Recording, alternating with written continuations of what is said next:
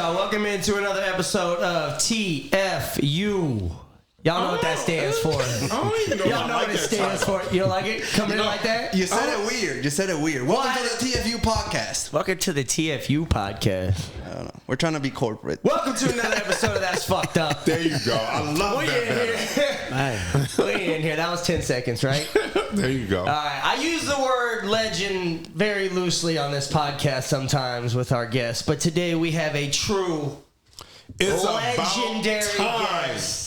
Hall of Famer, comedian, one of my favorite actor, comedians, director, philanthropist, overall great guy, Joe Torry in the house. I love it. Welcome in, sir. Hey, thanks for having me, guys. Thanks for being here. No problem. Yeah. Man, getting right into it. Born in Virginia, raised in St. Louis, moved around, Army kid, right? Yeah, Army kid, what they call it, military brat. Military brat? Military brat. Yeah, not actually in the military. Yeah. But, bratting around in it, that was my father's profession. I didn't follow in the family genes. What branch was he in? He was in Army. Just okay. Army, yeah, he was transportation, demolition, stuff like that. He was in like 27 years, man. He did 2 tours of Nam. Damn. Yeah, he was the one of the real ones. You know what I mean? So like the Army was like his acting in Hollywood for you. You've been in the game 35 years. I've been in the game 35 years, but that military is a whole nother piece. That was a whole nother. That's why you had back in the day. You're from Mississippi. You're born in 1933. Damn. I mean, back then you had nothing but either the family business, which wasn't none. Damn, he went to like war. Yeah, like right out of the Depression. You know what I'm saying? I thought he just missed the Korean War, so he went straight from high school to the military, and he got 6 kids, and 2 tours later, you know what I'm saying? He died. Did he? Sometimes that can affect you mentally. Did he have any of that, or he always kept a good spirit? He went through the period where a little PTSD or something like that, coming back, alcohol, and right. Mom. And as you grew older, you knew that it was just some husband and wife shit. You know what I'm saying? But then you was like, he bugging. The war got to you. Right. He eventually did have some side effects when he got later in life, because that was when they was dropping that Agent Orange and stuff over on him. So, but he wasn't coming home. I have jokes about him that I over exaggerate. How he's choking the family and got us.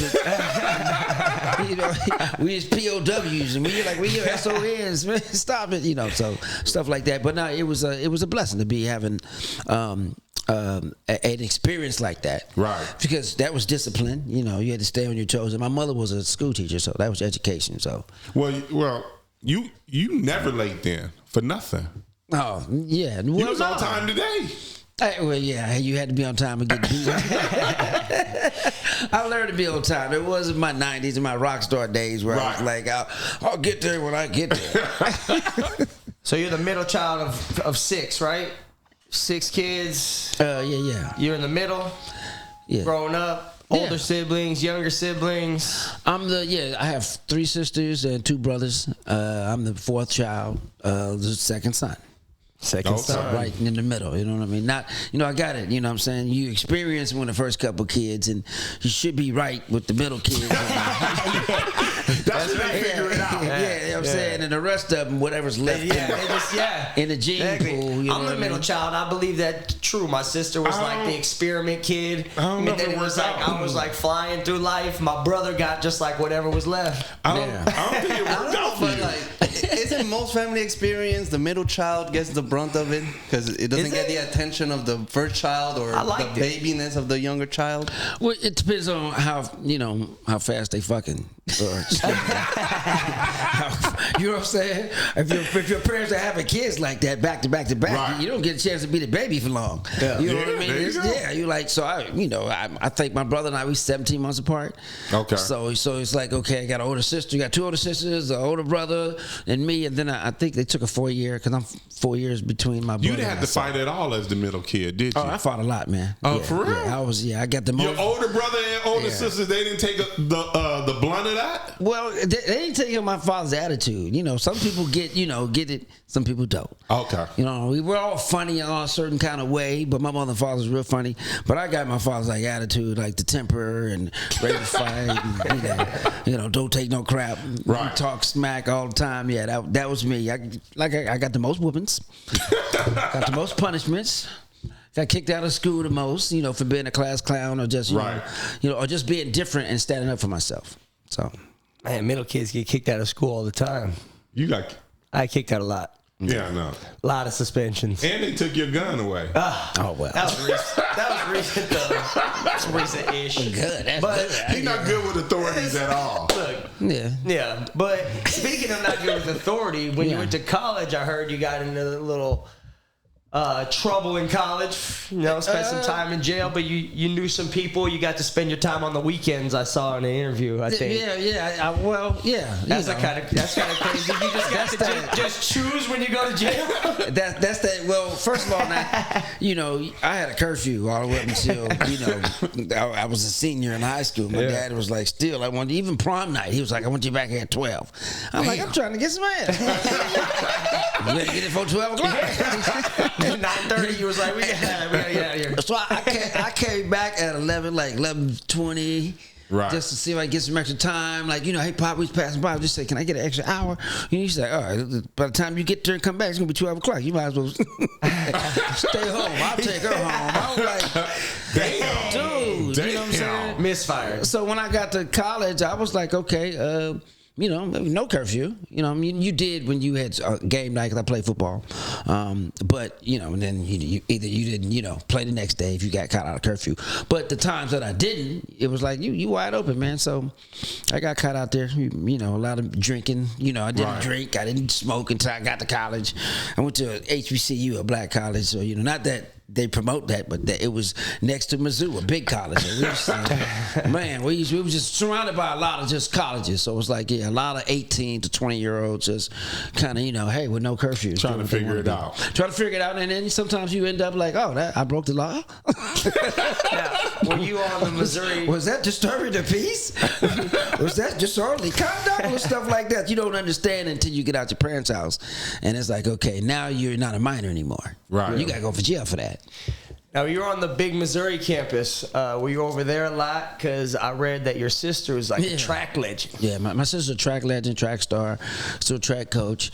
So her school was like 30 minutes away from ours. So I used to go down there and just, just have fun, act like, get that big school Division I experience. Right. And then, she was like, oh, little Torry, don't be up here messing my name up. Take that back down to the black school. Take that back down to the HBCU, which we were a party school, but hey, it was a perfect flavor for me. And your fraternity, you're part of a fraternity there, right? Yeah. Omega Psi Phi Fraternity Incorporated. I pledged in 1985. Almost 40 years ago, something like that. Going on. Okay. Is the brand you have here from the fraternity? Yeah. I have 4 brands. The Omega, it's like a horseshoe. So you're 2 on my arm and 1 on my chest and 1 over here. So that's 4. So. How long did it take to recover? It depends on, it's if it's done right. They had nobody just, sticking you. You're like, hey, don't know what they're doing. And then you have to have the perfect type of arm. So my muscles, I still got muscles. So the flatter your arm, the better, because you can just get on there. But if you got muscles, I got to roll it in so it can, so it sticks there. But I would never do it again. I was young and drunk. You thought it was a good thing to do. Yeah, you all 4 at the same time. Different times or all 4 at once? Yeah. No, well, I'm a deuce dog, which is the second online. So I got, so the first time I got 2, and then my anniversary I got 2 more. Okay. So like, hey, and then it was like, oh, this shit is crazy. My first time my mom saw that, she was like, why you let them do that to guys by? You a cattle, they branding you. I thought you was trying to be a movie star. I was like, I didn't think it was going to turn out like that. Is there like a final cool. two? Like the final stage? Like a few years from now? Ultimate anniversary? You get like two last ones? It's over. It's over. That was it. You know, because I put tattoos over them when I got to LA, because it was like, okay, people were like, what is that? You know what I mean? And then I played football. So one of them, you know, I played football. I got it at the wrong time because it was still football season, so it didn't have time to heal. Normally, it takes maybe 30 days. You know, you put it. If you got the right skin, you know what I'm saying. You put vitamin E on it, and it falls off right, and it looks like a tattoo. There you go. So, you know, when I got to LA, they didn't know what it was. Gangbangers was like, what the hell? Kind of crazy. We gangbanging. What is that? Joe, I was going to ask you, being part of a black fraternity, do you feel like that helped you in life? Because they say it does. They say having those when I went to school, I didn't do it. I played basketball, but... Well, I think it was harder for basketball players to pledge, you know, more than football. They let football did. All the football players. They always did it. Yeah, right. Like the Michael Jordan, the Shaqs, people, you know, they were like, nah. Right. So, because I remember one of my frat brothers, he forgave his scholarship and went to pledge and then went back the next year. So his junior year, just because he wanted to do it. And he was like, okay, you know what I'm saying? Because the basketball team wasn't going to let him do it. Right. So they was like, well, we're not going to honor the scholarship if you go do that. And it was like, whatever. But yeah, man, it's a brotherhood that lasts for a long time, a lifetime. It's what I say that, you know, I mean, everywhere I go, I have an army of brotherhood. So wherever I'm at, I don't care from Japan to China to Africa to the DR. Wow. It's a chapter. I don't need security anymore. You know what I'm saying? There's somebody over there. If I need a connection, a brother, a friend, or something, I'm in any type of trouble, it's just a brotherhood. You know what I'm saying?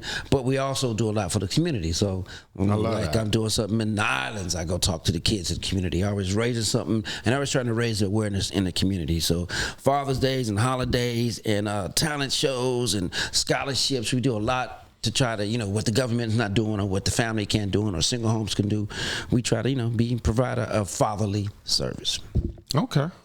You always wanted to come to LA and be an actor? Like that was the goal when you were young? Or Yeah. 'cause you went for communications to school, right? Well, I didn't really want to go to college. I was, as a military brat, I fell in love with entertainment. Like, first time I saw like Sammy Davis Jr. on TV.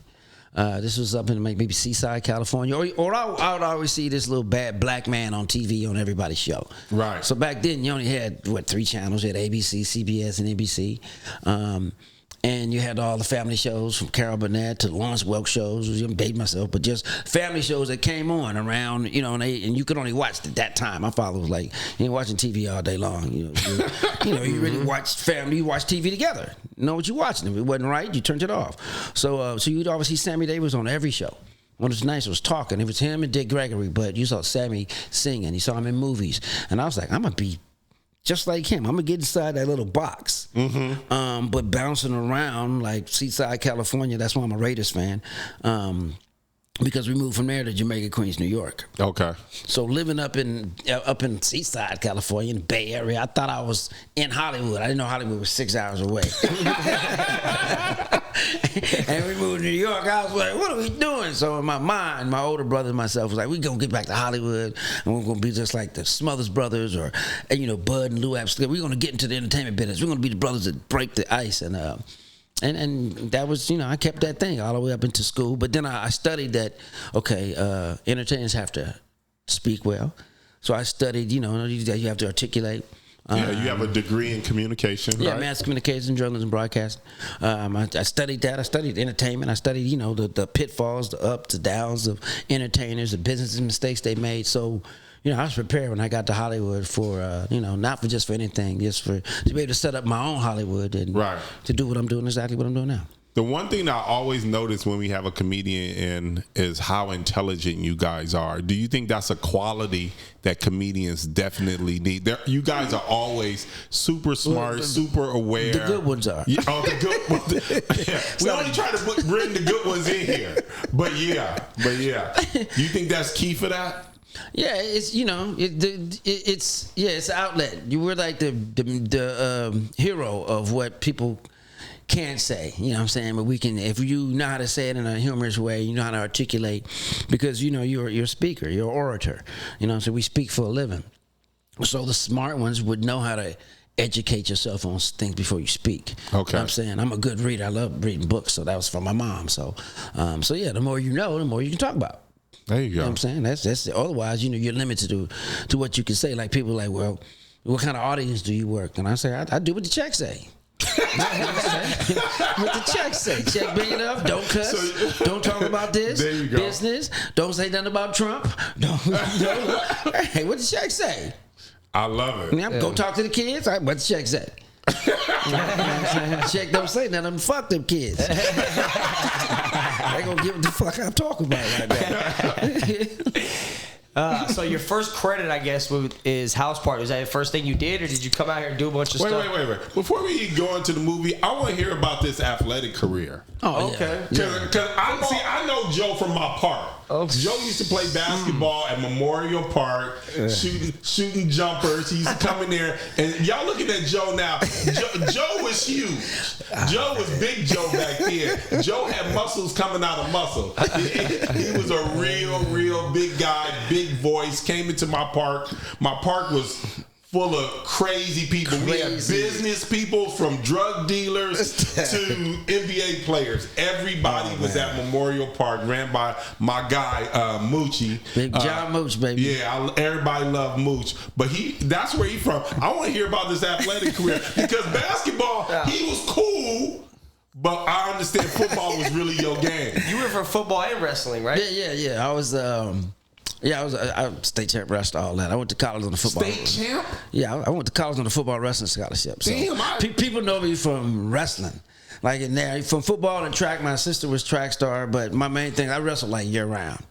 You know, I didn't want to wrestle. Like St. Louis? You didn't want to, but you became a state champ? No, well, it was, you know, I was a hell of an athlete, fast, basketball, football. I could play on baseball, all that stuff.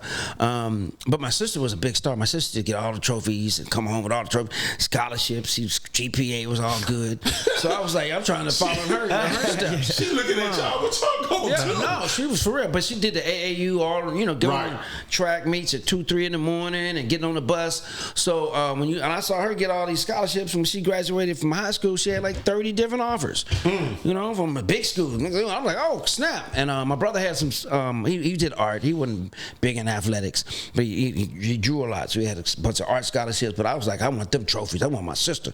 Because my mother was a track star, my father was a track star. And I'm like, I'm going to put the name on him. I'm going to expand the Torry name. I only weighed like 105 pounds. So the football coach was like, look, I don't think we got pads for you. You gotta wear these quarterback pads, but if you anything like your sister, if you tough and fast like her, you know what I'm saying, then you know, I'll give you some pads, but you gotta promise me you're gonna be on my wrestling team, because I need a 98, and I don't have a next one was like 105. I don't think I need, we got one, but once graduating, then I need another one, you know, tussle with him. I was like, whatever. And I thought wrestling was like wrestling at the Chase, like, you know, The Rock, you know. And I was like, what? I didn't know it was really, really like, you know. And I was going, I ain't thinking about I was going to wrestle. And I was like, whatever, man. I forgot about that at the end of the season. So he's the athletic director as well. So when I handed him my pads, he handed me in the singlet. And I was like, what is it? He said, yeah, wrestling season starts today. Get in there. I'm like, what? And I'm looking there, and it's like 40, 50 stanky guys. There's all sizes and shapes, and you know, anywhere from 14 to 18. And this man, that's the junior, the senior, the lightweights. And I'm like, get in there. And they were just grabbing me and showing me. I was like, what the hell? So I was telling people, okay, I'm on the wrestling team. I didn't even know how to wrestle. So they had a meet like that week or week after. I'm telling some girls, yeah, I'm going to be at the wrestling. I'm wrestling this Friday. I'm about to tear somebody's head up. Man, this little white boy pinned me in like 30 seconds. Damn. I didn't know what I was doing. Everybody laughed at me, man. Oh, you ain't nothing like your sister. I was like, man. So I was like, man, I said, you know what? Ain't nobody ever going to do me like that again in life. So I learned everything about martial arts, wrestling. Because high school was folk style. Then I wrestled Junior Olympics, AAU, freestyle. That's during the summer. I then got into Greco-Roman. Before it was MMA. And then you can get into other stuff. Because you end up, liking Bruce Lee and stuff. Because I started boxing. I was doing boxing, golden gloves, diamond gloves. But my father was like, you want to get hit in the face for a living? He said, I thought you were trying to be a movie star. He said, I know you good. That's for your brother and them. They need to learn how to fight. You already got the attitude. I was like, cool. So then I went to kickboxing. Because that was the only thing you had back then. Muhammad Ali or, or trying to get into sports, something like that. So when that white boy pinned me at the black school in front of everybody, I was like, I've been on a tear ever since. With your combat experience, do you think, because AD has claimed many times he can beat up Bruce Lee. I beat the shit out of Bruce Lee. Because he has I beat the shit out of Bruce Lee. Bruce Lee weighs 105. What is 105? I'm 236. In basketball. I grab Bruce Lee and it would be nothing he can do. You're not beating up Joe Torry. It don't sound like it. It don't sound he knows like it. all the martial arts. So you know how big guys see little guys? Right. See, that's how we see, big guys. I can't miss. I wish Shaq would jump on me. You can't miss. You're like a gnat hitting you. You got big head, you got big arteries, you got big veins, you got big old arteries I can bust with. You got a big heart, I'm about to stop. Oh, I can't miss. He said Bruce Lee's too light for him. He'll just grab him. Grab Bruce Lee. Man. You want to get 76 times before you even touch Bruce lucky he ain't here. Listen, first you probably put your knee on the other side of your leg. Probably kick you in your throat. You know what I'm saying? By the time you throw a punch, you done snapped your elbow. He just sit there like this. What are you talking about? Where you going, Bruce? Joe. All you need to do is punch a monster in his eye. I ain't never seen nothing fight after they get in their eye. Joe, when you learned your skills in wrestling, were people at your school challenging you? Did you, after the 3 o'clock fight, did you have the 3 o'clock fight? I used to love that fight. Well, because I bounced around a lot. Kids always, because I had a different accent. So my vernacular was always either New York, when I was in New York talking like that. When I came from like Seaside, California to Jamaica, Queens, New York, I didn't know Mexicans, and Puerto Ricans was different. You know what I'm saying? So I was like, they talk a lot fast. I said, these Mexicans talk faster than the ones they talk faster than the ones in LA, California, because this is just a lazy dog, it's lazy dog. Yeah, you say it. In Puerto Rican right here. Yeah. Like, hey, motherfucker, what you talking about? Hey, what? You got a lot more spunk and attitude. Man, calm down. So on the East Coast, so you kind of learn. But anyway, I got a lot of fights because I had a military haircut. So when you got them in the headlock, was they like, please? Well, I started boxing before, every school I went to, I was always boxing. I was always fighting. You mean my sister on one floor because we was getting teased as the new kids, right? And my father kept me with the military haircut. They teased, like, okay, whatever. And you got me after school right here, right in the classroom. But what saved me is I was smart. I was like smartest kid in the class. So back then, they didn't know it was ADD or nothing like that. They used to go take you see, the school's going to pay for him to see a psychiatrist because she got anger issues. No, they don't. I'm just, because it was so, the work was so slow in different states. Schools you went to, it was like, okay, I'm like, you guys don't know this? I had this last year. Right. You know what I'm saying? In kindergarten or in first grade or in third grade. And so you was just states, bored in school?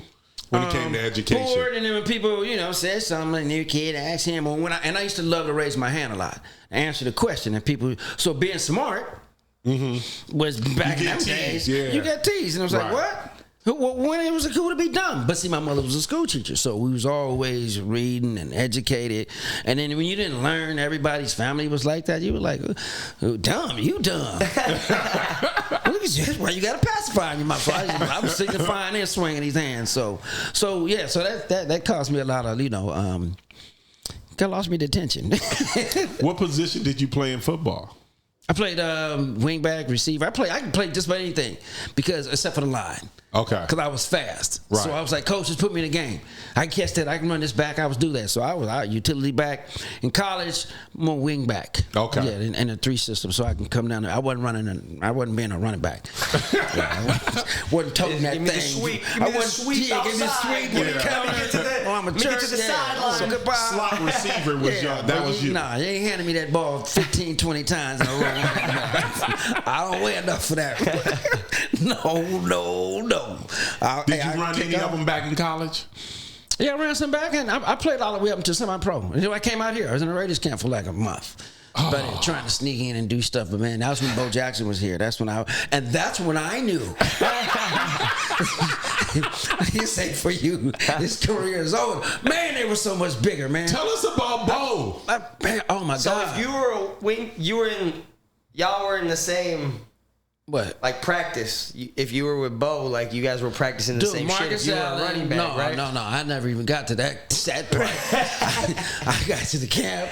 My man Anthony Smith, he's my frat brother. He got me here. So I had because I played semi-pro. I played a little Wolfwood World Inter Football League. So I had some stats, little tapes when I got in. I could run. I could run 4.39, 10.59, 40. 4.39? Yeah, in the 40. It's moving, but yeah, I'm cats running. Yeah, I'm on 4.3. Come on, look at this year. Are you faster than Katt Williams right now?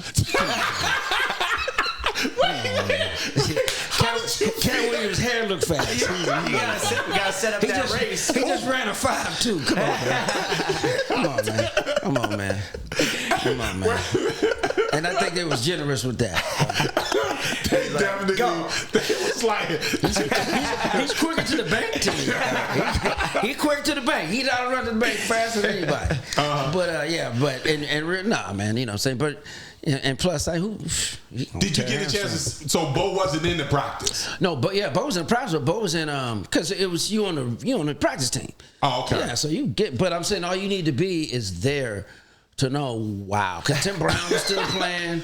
Like this ain't this. These are legends. Marcus Allen, Tim Brown, level, dog. Bo Jackson, and come on, Howie Long, Tim Brown. They were still there. This was 89, 90, man. Because my boy got drafted in 90. So just to be able to get in and then to see and then it was like, man, them cats are so damn big, man. The offensive got hit by Howie Long before? Hell no, I wouldn't. I'm just saying. So check it out. You're on the practice squad, man. They threw you in there. Threw you on a sweep. First of all, I ain't had no insurance. You were about to break me up. Some dude to me, I'm gonna separate him. I was like, no, you ain't. I'm about to separate my ass back of them stands. So, because they trying to make team, man. They've been on the team. You get paid to make them great. Right. So, I ain't no practice dummy, homie. I've been that before. But so I'm at a game, man, where oh my God, this I knew what Bo Jackson was. I thought it was out of bounds, right? And man, he turned on a dime, and it was so. Man, he was what 6'2", 245, right, moving like me. And more strategic, like a train track. He just and it's so because you got to watch out because people if you right, you know what I'm saying, you on the sideline when that flow come over there and because the people just open up and man that's how you see referees and people ain't looking at the stand getting messed up because man they can't you get knocked out they juking and people knocking people man I mean you hear it's like sitting next to like a ringside of a heavyweight match if you've never been you hear all the snot and the crying and the blow you hear people can't breathe, coach, come get me. Man, you hear the bitch in a motherfucking grown ass man. Ooh. And you like, damn, this is what y'all do for a living? Over, like Marshall Lynch say, over and over and over and over and over. But that was the hard hitting time too. When you were there, that was the hardest hitting time. Of like there were no fouls. Nothing. Hey, dude, come on, man. Where people used to jump off the. Try to just take my finger up, just take the bone and rub it back in. Crackbacks were legal. And they are my friends now. I mean, the crackback law, all that they made up. Joe, I was gonna ask you. So you know how Jerry we Ball. See on the internet now, they show the receiver and the guy throwing the pass and someone playing the corner. Did y'all do that in practice? Like really competing against each other and stuff like that? I mean, yeah, you get messed up in practice. I mean, they don't let the Mercedes Benzes on you. You don't get next to all that. They got to play on Sunday and they resting and they just going through the 7-on-7. You ain't really getting but it's like serious that. competition. But yeah, I mean, yeah, practice. Dude's trying to still make the team. And in the preseason, when you trying to, that's how you gonna make a living.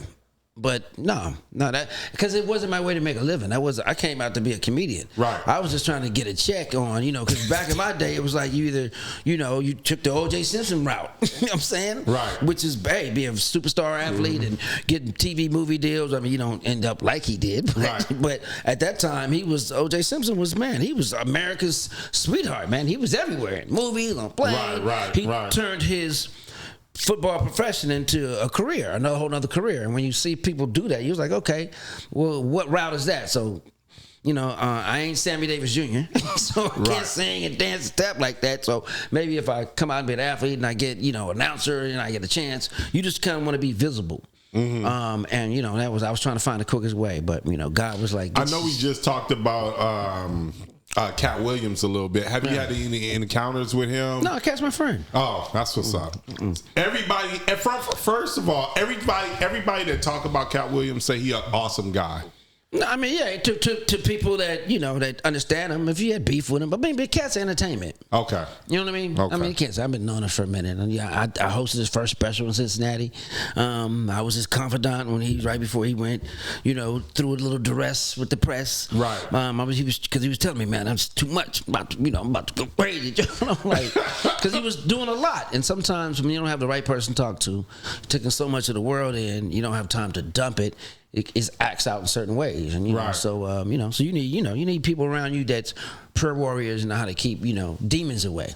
A lot of people just taken from him at that time. Right. So and he was trying to handle a lot. So of course, if you want to talk about stuff, you're gonna talk about it, but he does it in a funny way, and it made people money. Right.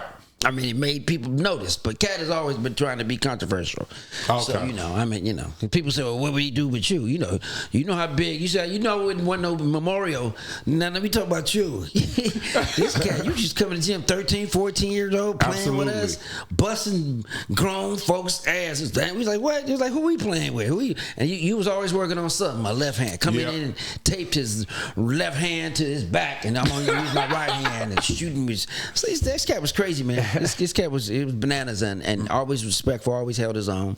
And that gym, for real, you don't know what was gonna happen. You get pistol whooped, absolutely robbed. You was killers. It was killers in there. You had that's why I came in loud, like I was from St. Louis, Murder Cowboy. Everybody loved Joe though. Everybody loved Joe, but we had some crazy characters up there. People come up there. I never forget. People would come in there with guns. Yeah. And the thing that was always so crazy is how relaxed Mooch was. Yeah. Nothing ever phased that motherfucker. It would be, he literally, he wasn't no gangster dealers, or nothing. NBA players, comedians, entertainers. It was everybody, and Mooch was literally the calmest motherfucker in the gym, and he made everything okay and everything all right. Everybody got to leave that gym the same way they got there. You're right there. He was respected. He wasn't no gangster or nothing. He was old and Polynese. Michael Cooper used to come up in there. Gary Payton. A lot of people used to come up. My sons used to rent it out. Absolutely. That was a big gym. It was like one of the biggest gyms. Reggie Miller. The Collins twins. Never Nervous Purvis Ellison. Kenny Payne. It was literally everybody came in that gym. If you couldn't play, you couldn't be in there. I remember the first time we had the coldest in the gym playing. Michael Cooper was coming. Man, couldn't nobody run with him. He was like, what the hell? He was doing everything. He was like, man, what is that with the Lakers? Yeah, I know. Yeah, but he was man, he made people look like clowns. He was in there the center. He was bringing the ball up, the defense. He was locking it. And they were cats in there that could play. Man, he made them look like they was what? Y'all think I can play in the NBA? That's like that Scalabrini thing. And he played and he didn't stop. He went game to game to game to game. No, it's really like that. Scalabrini was like, I'll beat the shit out of anybody. Yeah. The worst player in the NBA will come to the gym and you'd be like, this motherfucker don't miss. These people be really, really good. And this was the end of Michael Cooper's career. Right. where he would come there. He was, man, what? I was like, man, he wouldn't even start no more. Right. Man, he came in there and was like, what? I was like, that was that same Bo Jackson look I had. Like this, if you think you could play in the NBA, right? Man, please, man, you get for real? Yeah, you think you're a pro? One more sports thing before we get into the acting. So your sister's the legendary track star, but I also read that you got to carry the fucking torch. Yeah. Now, do you hold that in the house? Like, do you just come in sometimes with the Olympic torch to the house? Show your sister. Like, I mean, I know you had a great career, but I don't know if you've held this Olympic torch. Hey, listen. If you saw my sister's trophy wall, can people say she just throw it over there? Well, no, because now she's a track coach, and she coaches boys and girls high school track for the last 30 years. Where at? Going on in Kirkwood High School, and they're either 1, 2, or 3 every year for the last 30-something. Yeah, they're best in the country. Wow. So her wall looks, people are like, state, and year after year, they do that. And she used to run against Jackie Joyner Kersey and Flojo and them. So, she just blow my little torch out, like put that over there. That I was able to carry the torch because of my humanity service. So I have a foundation called the Give Back the Love Foundation. So one of my promises to the universe was, you put me on, I'm always give back and turn somebody else on. So I started a foundation, Give Back the Love. And St. Louis was, a lot of people came through there, from Nelly and I really taught people how to start a foundation, back in the day, how to give back. From Nelly, 501c3. So I brought so many people, for like 10 years straight, and 40 different stars, celebrities to St. Louis, Hollywood, here in Midwest in Hollywood, and from Shia LaBeouf to Buff to he was like 12, 14, Shaq, Megan Good, Vivica Fox. Oh yeah, Nelly, crazy so it's list. like crazy, and it was like, so they seen me, and I did so much for St. Louis, from giving like 50,000 kids free school supplies, haircuts, and stuff like that over the years. It's probably more than that, but but no, I used to have just things every time, man, taking sending kids overseas to study music or to live an experience that they hadn't done before. So so that's what they gave me to before. So I'm an honorary doctor. So Nelly's from St. Louis also. Do you know Nelly? You guys good friends? Yeah, Nelly has participated in my events. So I knew Nelly before he was even rapping. I think we used to go have cassettes in this basement before rap was on like that, and St. Louis rappers was on. But he always had a name. And you heard you need to hear this cat, because I'm coming home, I'm the big star.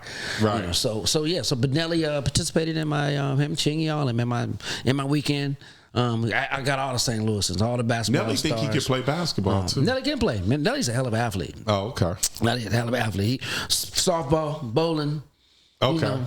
I ain't played football with him, but I know he has I think they're a championship softball team. I know he's a hell of a bowler. Was in the longest yard. Yeah, he looked good in the longest yard. Yeah. He was a great running back in the longest yard. Well, you know what? I was supposed to have that part. You are? Yeah, but he was trending more than me then. So. You were sending your tapes like, I really did this. I really did this. This was my. He did a great job, though. I told him, I said, but that was my part. I know I auditioned for that right there. I was looking at Adam Sandler like, damn. So getting into acting, your first job was House Party, or you came out and did some other stuff besides the Raiders career? My first real thing was, I did it with Richard Pryor. It was called The Three Musketeers. We shot it down in Atlanta. Yeah. How was Richard? Richard was great, man. Richard was that was a blessing. Wow. Yeah, because when I got here, it was really I was an extra in like a bunch of stuff, like Talking Dirty After Dark. Wasn't an extra, but I was a guy in a cowboy hat. Like that. I threw a chair on stage. They always called me a chocolate cowboy or something like that.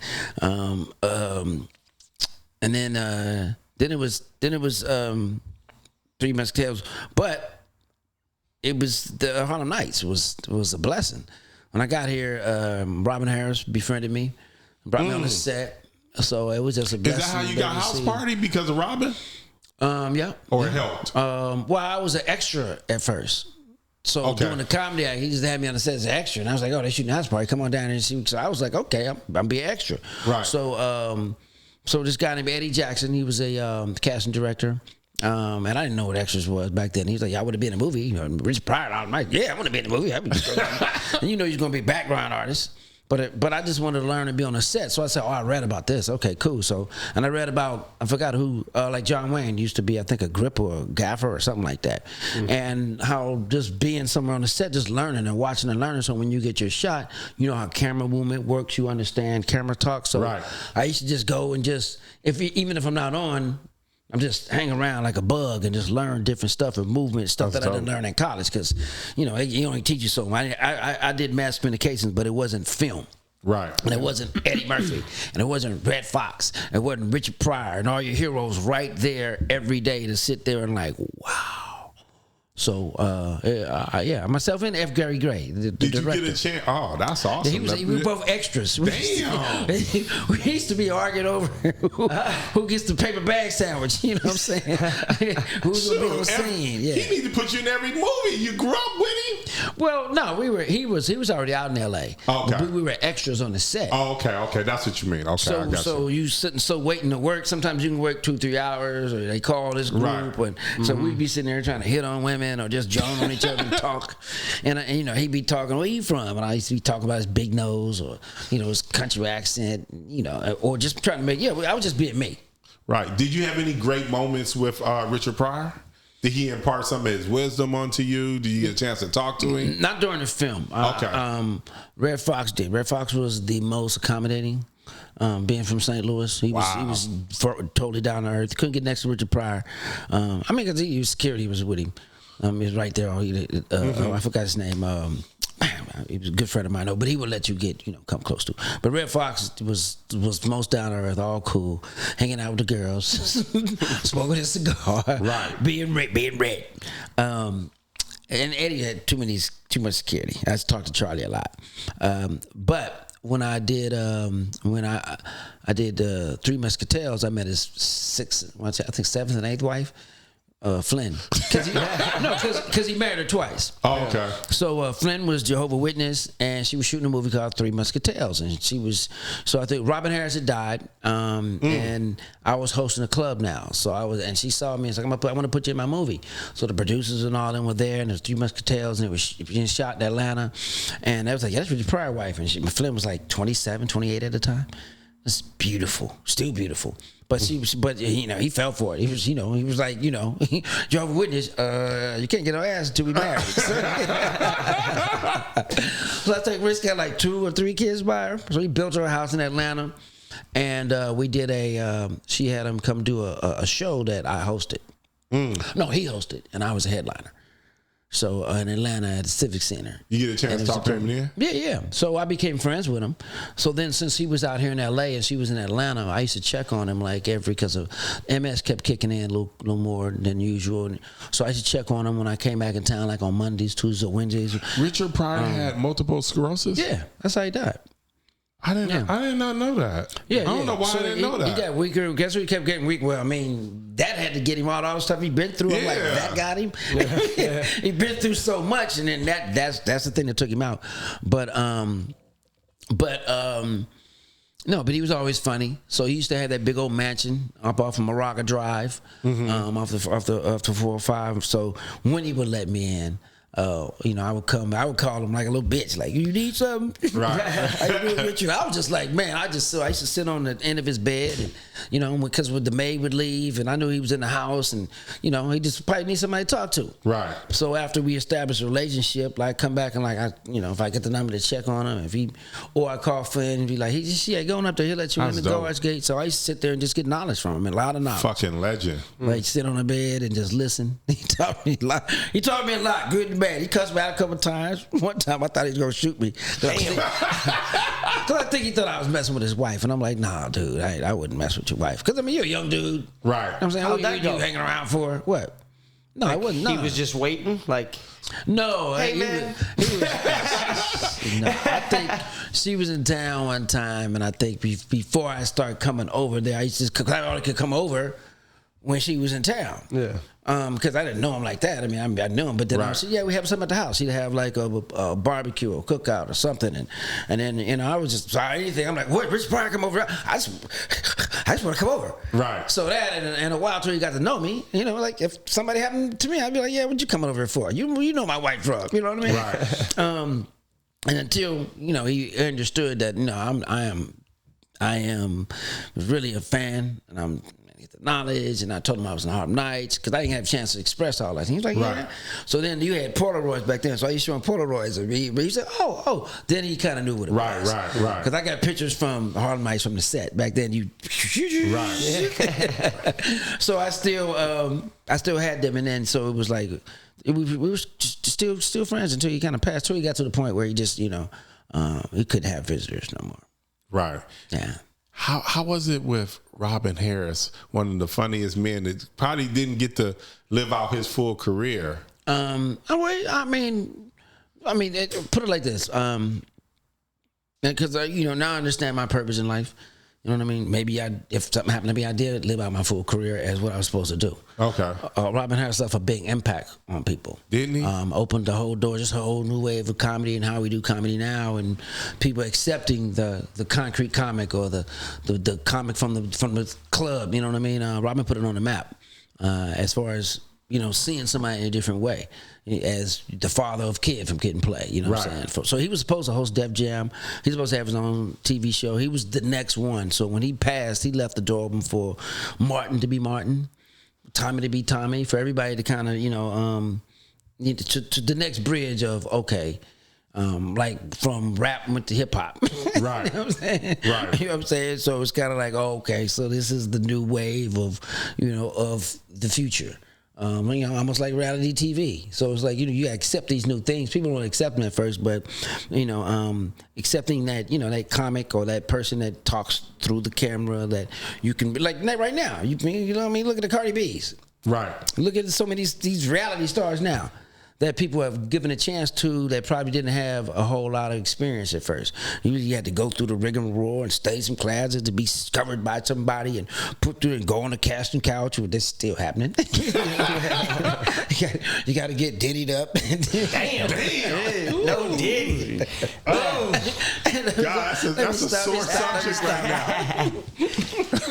Real quick before we move on, have you been invited to a Diddy party? Let me stop. He said before we move on. Joe was definitely at some Diddy parties. I'm gonna go on and confirm that for the world. Hey, let me tell you something.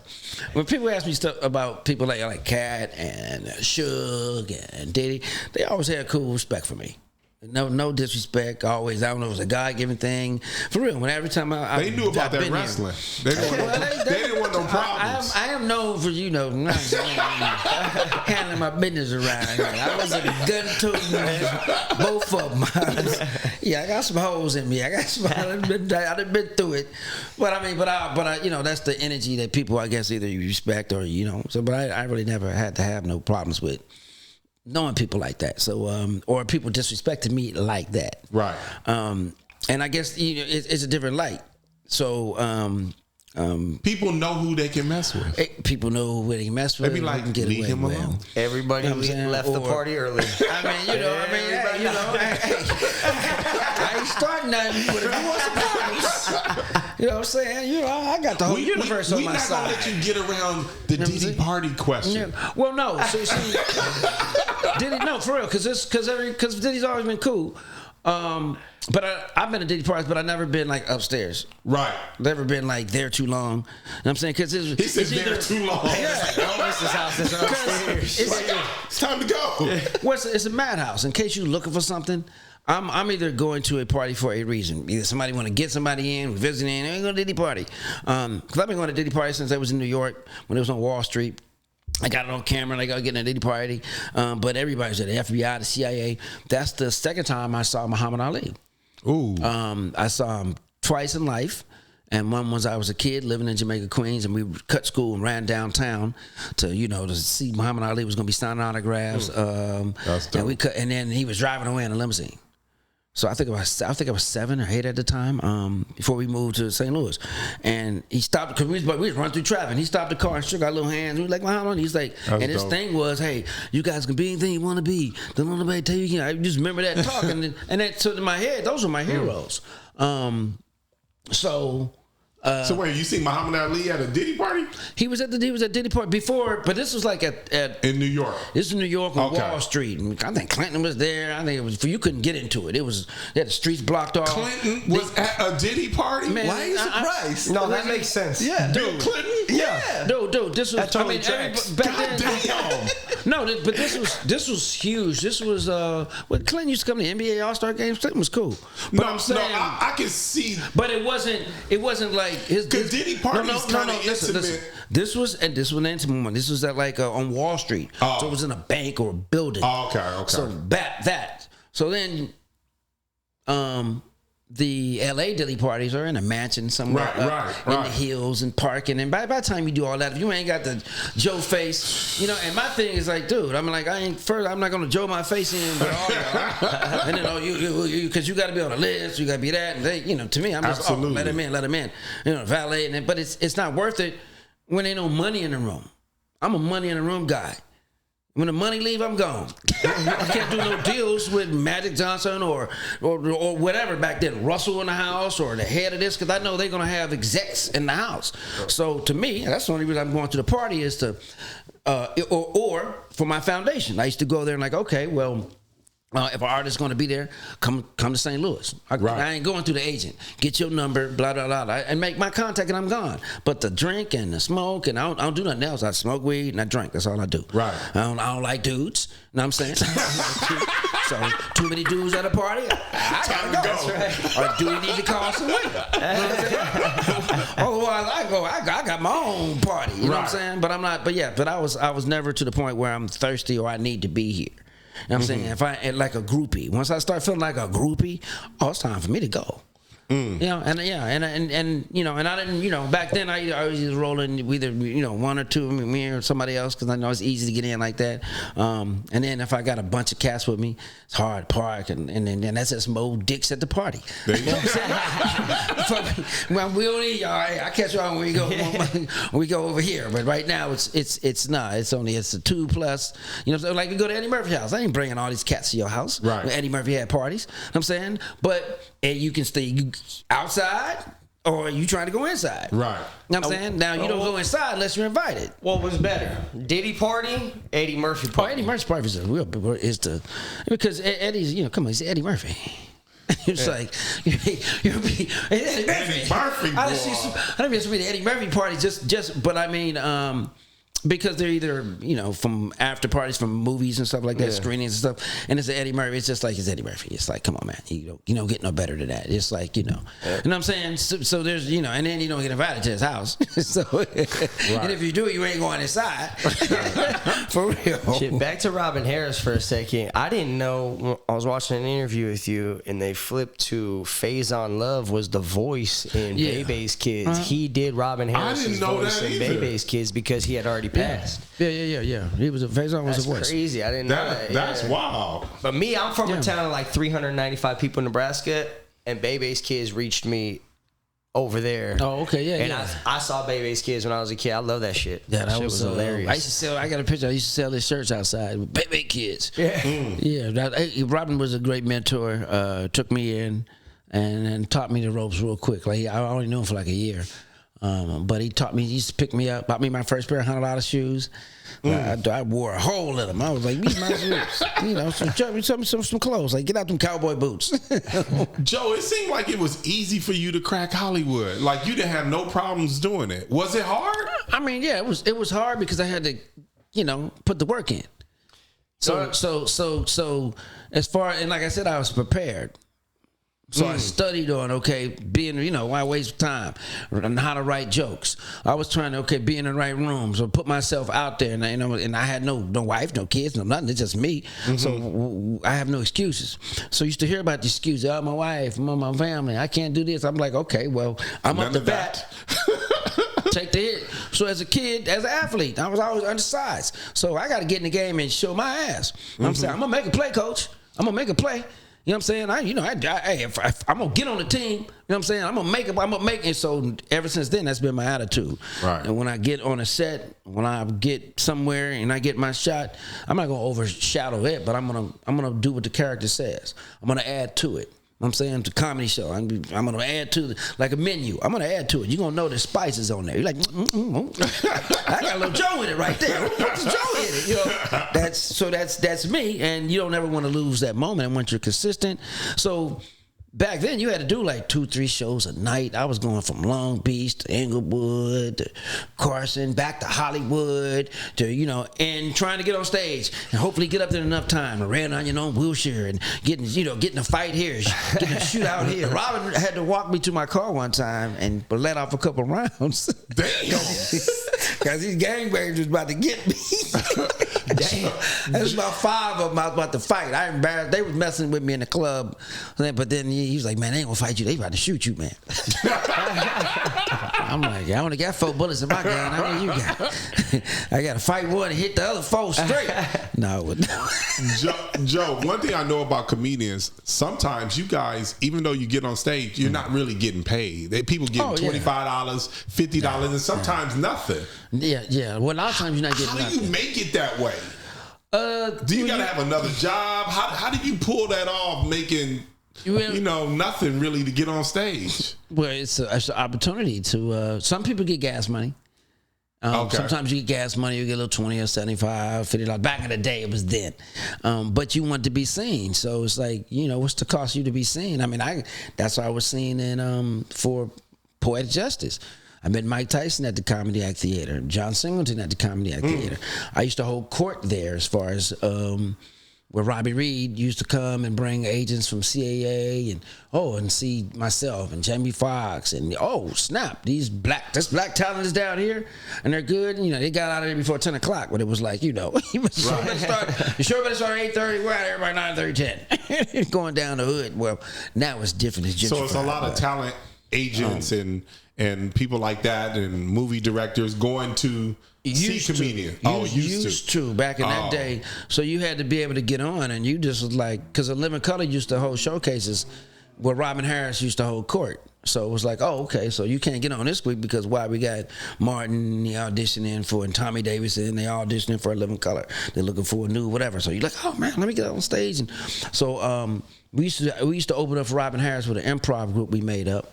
And just to get on stage we'd be on stage like 30, 45 minutes. So while the audience is coming in and until we got real good, and that's how I worked out my characters and then got real comfortable on stage.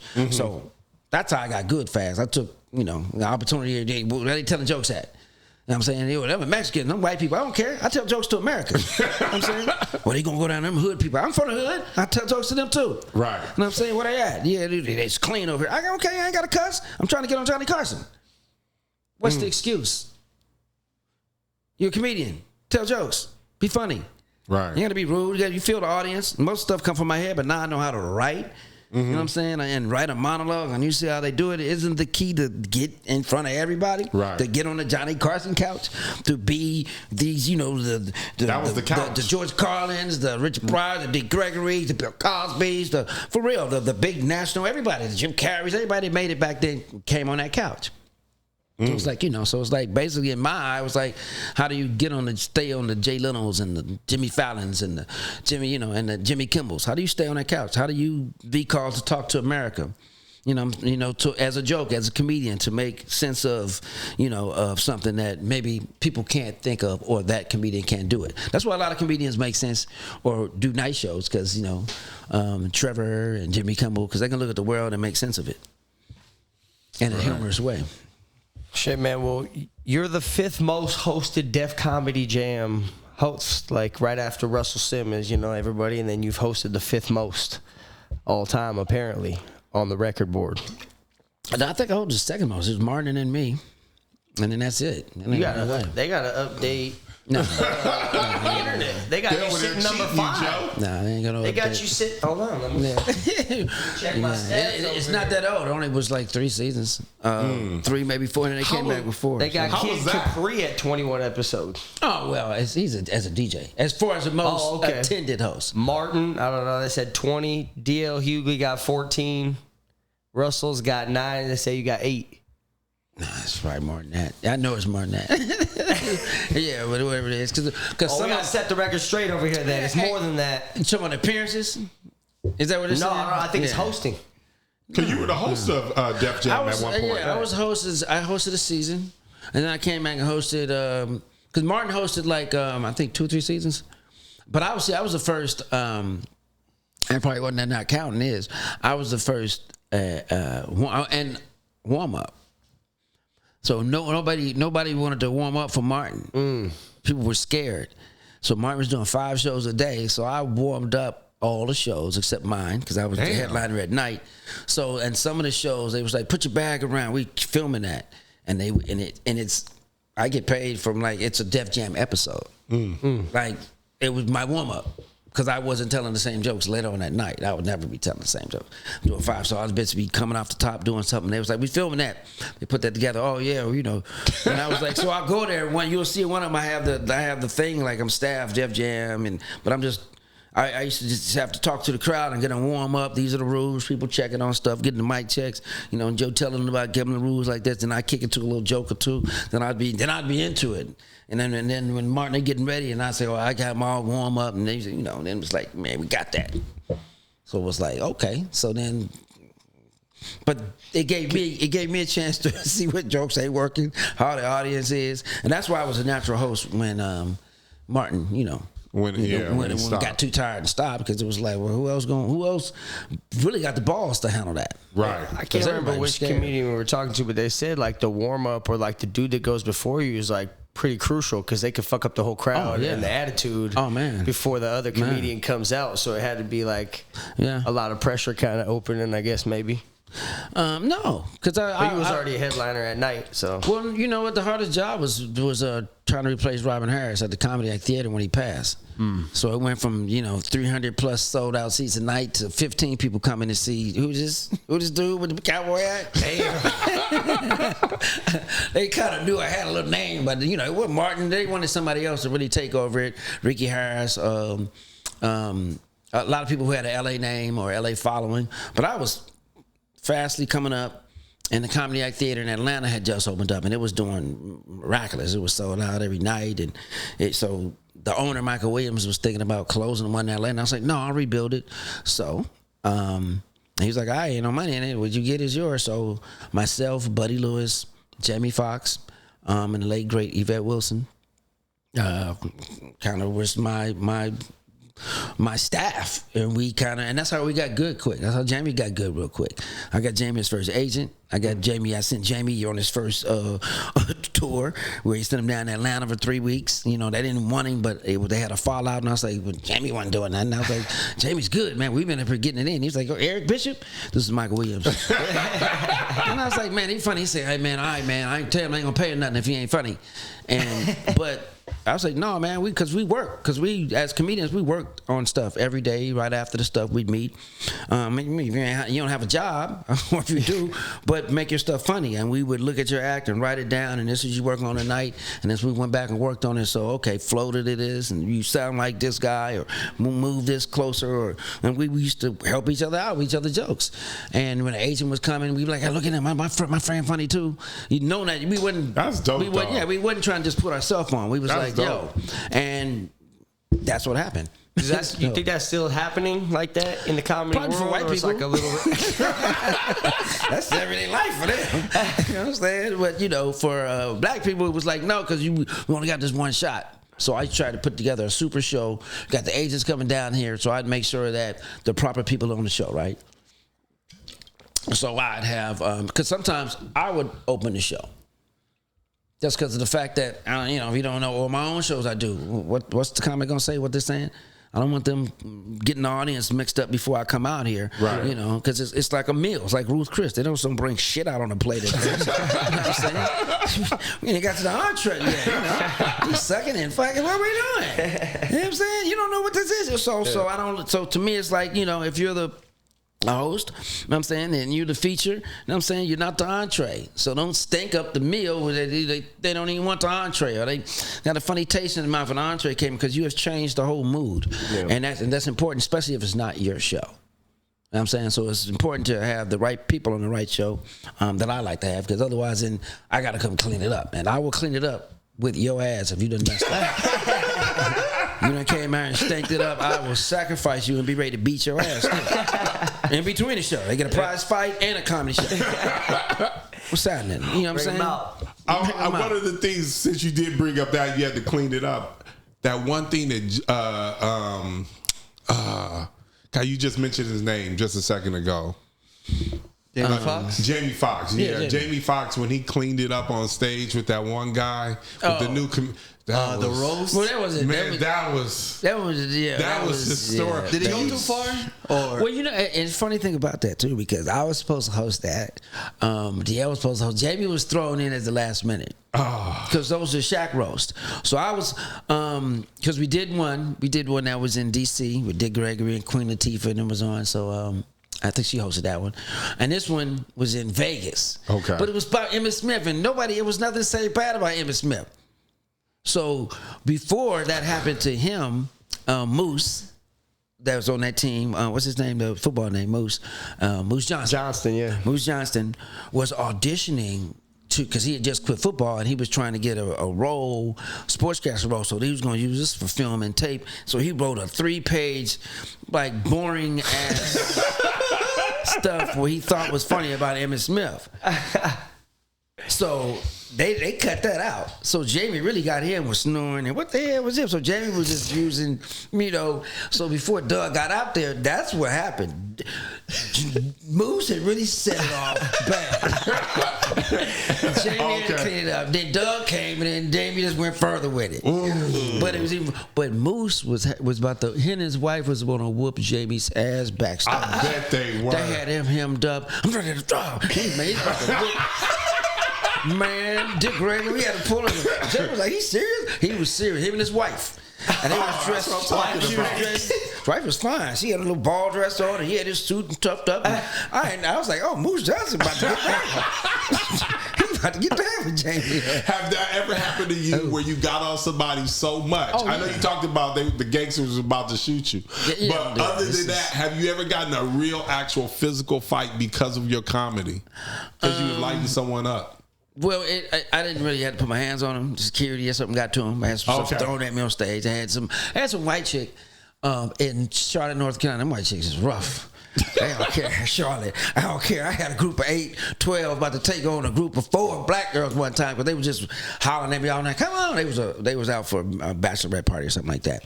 So they had the night riled up and take your shirt off and all this. And so the other black girls like, shut up. And they was like, we'll whoop your ass. Don't tell us like this. So this other lady was with her husband and she was drunk. She's like, I don't know what you guys are hooping at. He's not that funny to me. His other guy was funnier than him anyway. So I just went on her. I was about to wrap it up anyway. So I was like, what? So I was just, and she got on stage, man, and tried to swing. Oof. And her husband grabbed her. So I went out that way like, what? So by the time I got this way, she had made it through and she had a class about to hit me and my boy had grabbed her, right?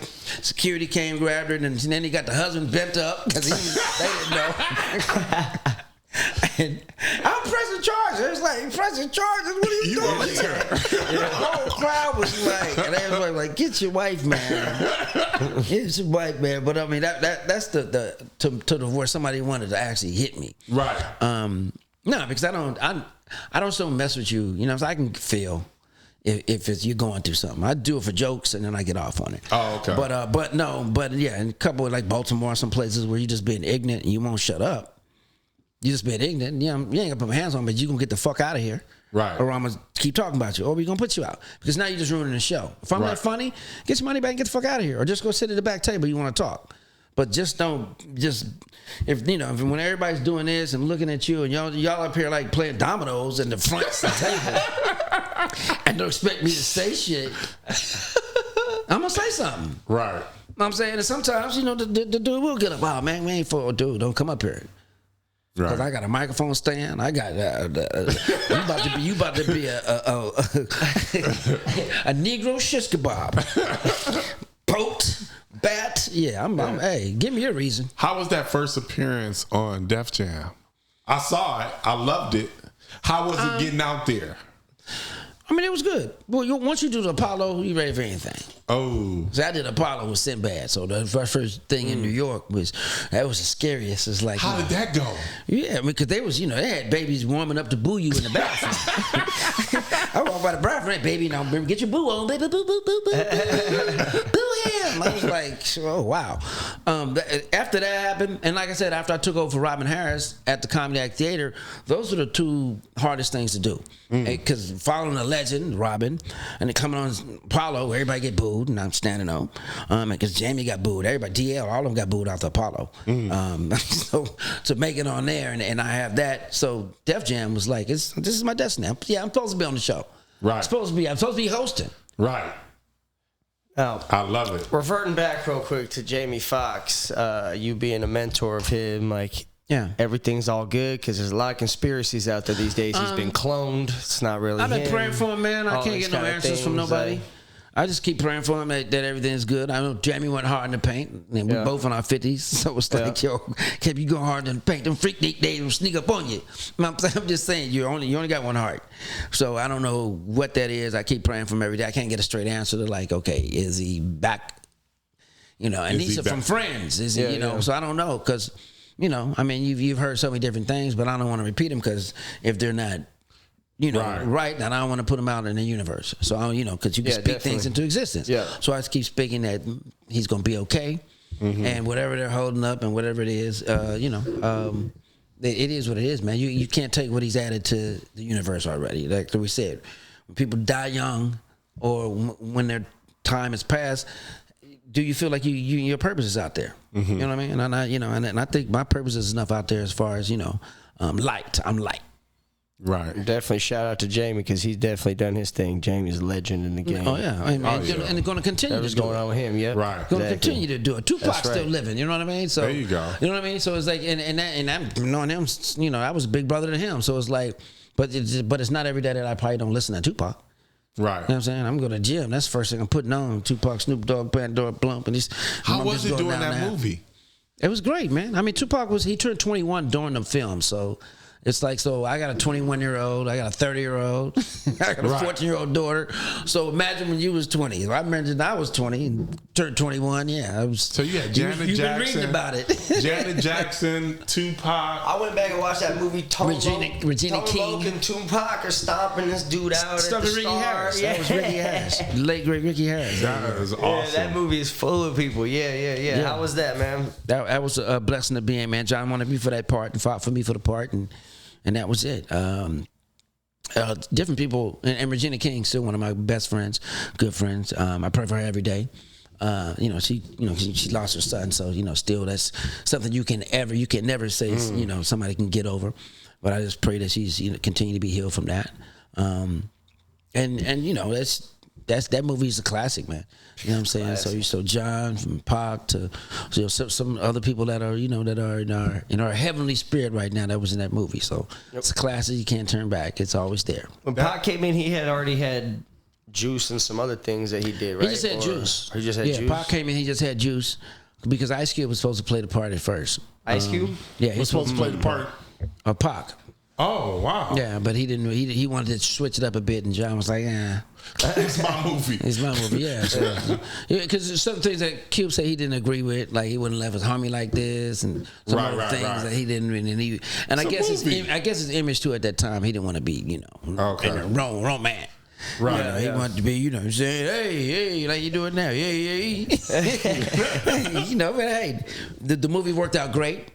I mean, Pac is a way better actor than Ice Cube as far as when it comes to romance and at that level and dramatic. And I mean, he's been doing it since he was 12. It would have definitely been a different movie. You know what I mean? It would have definitely been a different movie with Ice Cube. It would have been different if Ice Cube would have been in it. You know what I'm saying? You know what I'm saying? And that fight, we'd have still been fighting. He's a little Ice Cube. He was thick back then. I'd have, man, hold on, dude. We gonna fight and take a rest and keep punching each other.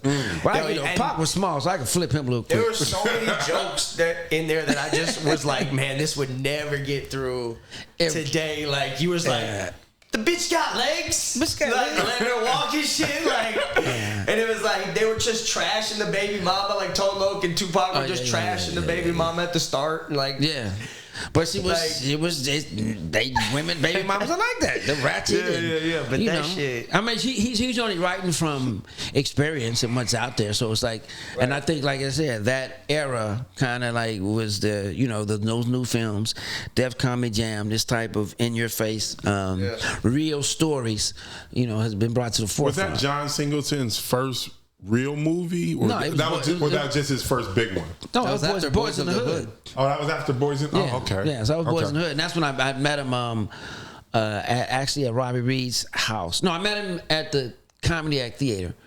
Then I went on an audition. Cause I used to see him in the back, little corny ass dude. I'm gonna put you in the movie. You funny. And I was like, yeah, okay.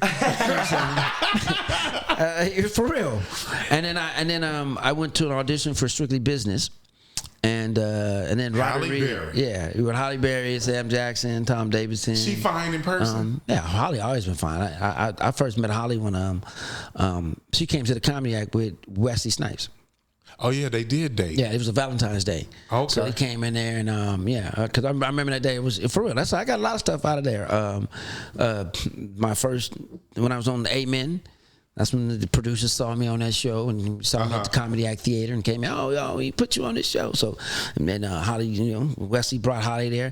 I didn't know I met her again until I seen her in New York, Strictly Business, and I was like, yeah, why I know her from? Fine, my phone. She said, she's like, ain't no Wesley around now. She's like, I was with Wesley, and because AJ Sanders was supposed to do the movie at first. They was already shooting it, but she had a fallout with Andre Harrell, who was director. So AJ Johnson from House Party, she was the lead at first. So they brought Holly in later. World. They brought Holly in later. Then they so it was like, it was kind of the way that film was pieced together, put together, because I think the story conflict they got into it with because I think Kevin Hooks came in and finished it, didn't he? Yeah. Was Tommy Davidson in Strictly? Say what? Was he in there? Yeah, he was in Strictly Business, right? I auditioned for his part. Oh, okay. And Martin wanted that part as well. Okay. So we always dissing. I was like, oh, I ain't gonna get this. But then I just whatever. So I said, anything else read for? Right. I was hanging around the audition like, he was like, well, you can go now. And I'm like, well, I know they're gonna get that to Martin and give it to Tommy. And I said, anything else to read for? So I said, they said they had this mail roll, Derek. So I read for it and went in there, and then I invited the cast, because some of they ain't had nothing to do. They was in town from New York, and I said, "Well, I'm hosting at the Comedy Act tonight. I can let y'all in free and the show." And they was like, "Oh, cool, great." There you go. Get my part. Have my part ready. Hey, money in the room. So I just want to be in the film. You know what I'm saying? So Derek and boom, and that film got me in the union. That's how I got my SAG card. That's dope. Talking to You After Dark got me Taft Hartley, and SAG got me, the Strictly Business, because I didn't pay my dues. They came on the set like. In New York, like, yeah, we'll take that check. Damn. What I saw was dope. You take your dues out and you're in the union now. Oh, shit. What I saw was dope that it has on your, that in House Party 1, you were like some dude in the background. House Party 3, you got a role. It had a name under it. I don't know what it was. I don't know what you did. But it went from like just a character to like now you had a name on the. I wasn't supposed to be in any of them house parties. Oh, shit. Robin got me in the first one where I'm in I was just always positioning myself and the camera light, something like, so that lunchroom scene was big. And I watched how they set the scene up and how moving people different in and out. And I was like, oh, they got a color scheme they want here. Okay, so they moved the girl over there, they did this over here. So how you set decorate for how it looks, not if you're talented or not. So I had a nice gold shirt, kind of brought the color into the room. I had a little haircut that kind of matched, what the era was. Right. So I just was putting myself, I was like, okay, the eyeliner, the camera, master, okay, I'm gonna be in lunchroom scene. And that's what it was. I was just there as an extra, watching Robin Harris and, going to club at night and just ain't nothing else to do during the day, learning. Second time they did the film, I was in Atlanta. It was a house party. It was a jammy jam in Atlanta. I mean, I was working too much, so I couldn't make the movie that they shot because they shot that party scene in Atlanta. But the third one, Kid and we are all friends now. So I used to just go by the sets. We used to just, you shoot a movie? We used to pull up to the set. I'll be there. So when Martin was shooting on the lot, that's how I got my brother a job as a writer. And I was like, man, come on, you know what I'm saying? He need a job right in town as a runner. So my brother was a runner, and Martin gave him a job as a runner. Then he turned into a writer. That's dope. So I was like, yeah, come on, put him on the lot. So they was doing, I just pull up to the set, and they put me in the movie. And it was like, oh, we got this scene with the cake and blah, blah. You want to be in the movies? I want to smoke some weed with him. I'll bring some weed by. And that's my outfit. That's my phone. That's everything I'm had on. I made him pay me a wardrobe fee, too. That is funny. And I just made it up, like right there on the spot. Me, Crazy Sam, I think, A.J. Johnson. And the other cat, they were giving the stuff out, but they was like, we need something for this scene. So I was like, okay, we'll write something up real quick. And that's how I got it. I was 43. Yeah. It seems like that's how you kind of moved into Hollywood, just being in the right place, right time. Right, I mean, I pray for that every day. Right place, right time, connections. Man. How was your relationship with Martin? Martin, we were good friends. Yeah, I used to help Martin move. I heard how Martin moved twice.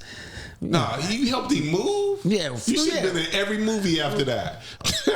I mean, I was, when he first got his first new truck, when you get your first little check, and he had a little girl he wanted to go see in the hood, and he was like, roll with me. His little Pathfinder, so we rolled down there, and I remember his truck was like burgundy. It was like a burgundy Pathfinder. So we rolled down to, we was going to roll to Roscoe's. Okay. After we visited, we stopped by a little, so we was we down Roscoe's. One off of Pico? The one on Washington back in the day. And this gangbanger rolled up, told him that was the wrong color. It was Crip neighborhood. He said, let's get out. He had been shot. You can see he was shot up all the time. And man, me and Martin's about to pork him in the eye with a fork. We said, we're just trying to get some chicken. He follows inside. And they said, yeah, man. And you look at him, he had been shot up before. He had like bullet hole, like he had been sprayed, but he was still, I'm down for the set. Get that truck up out of here. He was like, I don't care who that is, Martin. And we was like, yo, this is new. And the truck was burgundy. Right. So Ross was calling the cops, and we would call the cops. I don't care, I'll shoot them too. And that's why I was like, okay, he just don't care. He might still be living with a fork in his eye. So. But I remember that's how far back we go as far as because we used to play basketball like almost every day, trying to get our shape in up at the gym. So yeah, but Martin's a good friend, and I pray for him too. That because since he had a stroke and a bunch of different things happened. So hey man, this life is you gotta put more into your body as you do into the business. Right. No, and I don't never do that. I don't never. You still in the gym? Every day. Did Martin make it down to the basketball court? Nah, yeah, Martin, he didn't. He didn't get a memorial. I never. No, he didn't make it to memorial, but he used to have. But I know. Like Brian McKnight, myself, Martin, just stay in state and stuff like that. Brian McKnight used to play. We used to rent out gyms or make sure everywhere we go is a basketball gym. We go get our run. Martin could play. He could play. He had his jumper. You know what I'm saying? And then he had his backyard. We used to go up there and talk business and shoot, a couple times a week when his mother had to come out and, y'all break us up, y'all quit fighting. Because, he had his brother out there and he had his hoodlums out there, and he could do no wrong. As far as, you can touch him, the right person ain't going to check him. He's worth too much money. So he's like, Joe, you ain't checking Martin. Put me on somebody big, put me on Big Sean. I'm like, come on, man. I got me in the paint with his 300-pound down Katt. I'm blowing him up. I know. We used to come Ice Cube. Ice Cube was never not too far from him, and he used to complain about come on man, these Martin rules over here. You know what I'm saying? His friend camping out 15 seconds in the paint, talking about give me the ball. That's so Quit funny. fouling, Joe. I said after 3 seconds, I'm fouling. I'm punching, I'm kicking you. Come on man. But that was Martin. You used to have tournaments back in his backyard, but the Martin rule is Martin. He was going to build a full court under his house. Oh, that's dope. Yeah, but hardwood floors, everything. He wanted to do it, but he was up so high in the hills, and he had all the seismic people coming in there. It's like, yeah, you cool, but if Earth would come, don't be in there hooping. Damn, they got any footage? That's a Netflix documentary. The tournaments at Martin's house. Oh yeah, tournament play. Yeah. I used to come at Martin. Katt used to come. Now Katt, that is the documentary. Oh my God. You ever seen Katt Williams play basketball? No. Oh my God. I used to be his confidant at one of his little whatever, but he used to come in and hoop. He want to hoop, so we'd stop and we'd spend a couple hours, smoking weed. He'd get his hair done, and then he'd have a group of people putting shows together, putting a show together. Let's put some stuff, let's business ideas and scripts and skits and stuff like that. He would shoot them and could bring me the ideas. We're gonna put them over here. So he'd take a break, time to hoop. So go outside and hoop, and it's like, okay, where we gonna hoop at? Because he got the cars in the way, dogs chained up over there. Parker, check up. Ain't no fouls, no double dribbles. Oh shit! This motherfucker was running, jumping off cars, bouncing. Dude, you go get the ball, everyone running up on you, bang. It was like hockey basketball. That is funny. And it had a security. And he's sweating. Come on, motherfucker. I was like, dude. So so I'm like, oh, it's like that. I'm from the hood. Ain't no rules. I'm banging, bam, and he get mad because I'm killing it. They I guess they didn't know I could play with security. Right. So he cuts his security out. Joe win another motherfucking game. Ain't none of y'all getting paid.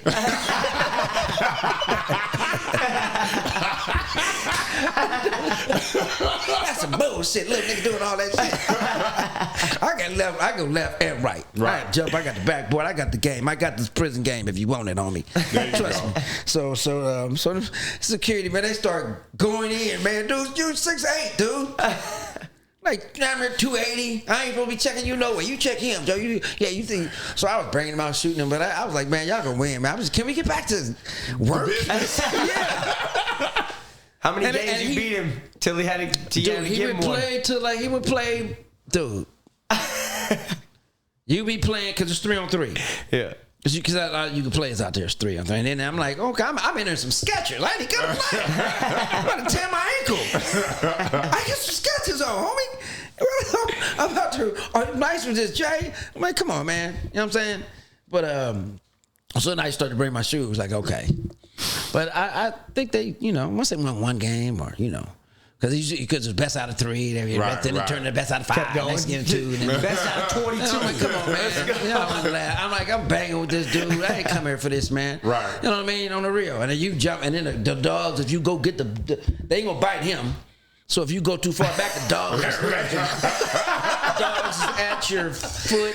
Yo, it's like playing the old Coliseum. And he's fouling. You got the ball up here, he's smacking, hitting, punching, he was doing all type of shit, man. If you go to the hole, he bam. Man, it was like, yo, dude. You know what I'm saying? It was like, all right, here we go. So now he's like, come over there prepared. People like, man, we got insurance? I'm like, man, if you want to come play. Joe, it seems like you always try to get everyone together. Everybody, let's make money. Let's do this. Let's do that. It seems like the spirit of comedy, at least from the black side, it seemed like are we at odds now? No, man. That's if you plug into that.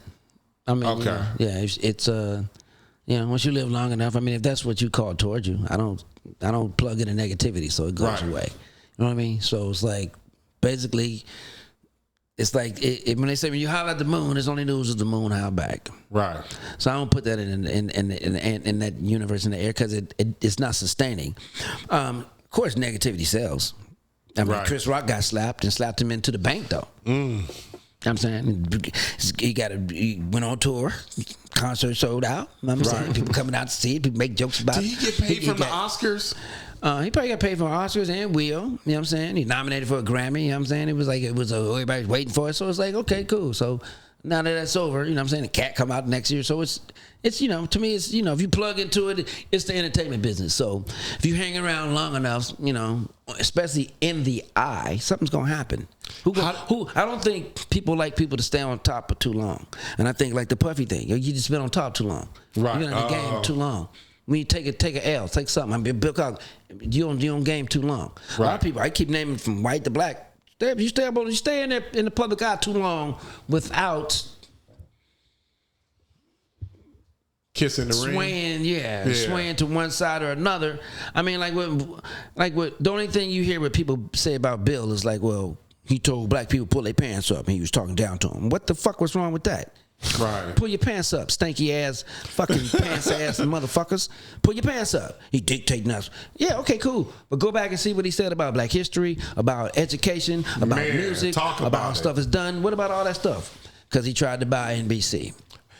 And I think when you try to, known and too much and have too much control, they get you for that. Yeah. I'm saying, Puffy had Revolt, had a lot of little things, a lot of little, owning too much you want. He also tried to sue that company for discrimination against like Ciroc, and that's kind of exactly. They saying it's stemming from that. The billionaire of Ciroc is the one that's really going after him because the company they talk about the Cassie thing and all that other stuff. No, but it's almost like not even that. We can go back to the quarterback that used to be with Houston.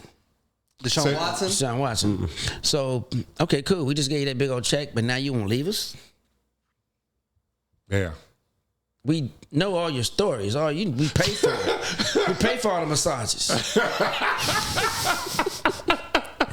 So we gonna give you all this money. You gonna say fuck us, and you know what I'm saying? They're going. Right. So you're messing with 33 billionaires. You don't have 33 billionaire friends.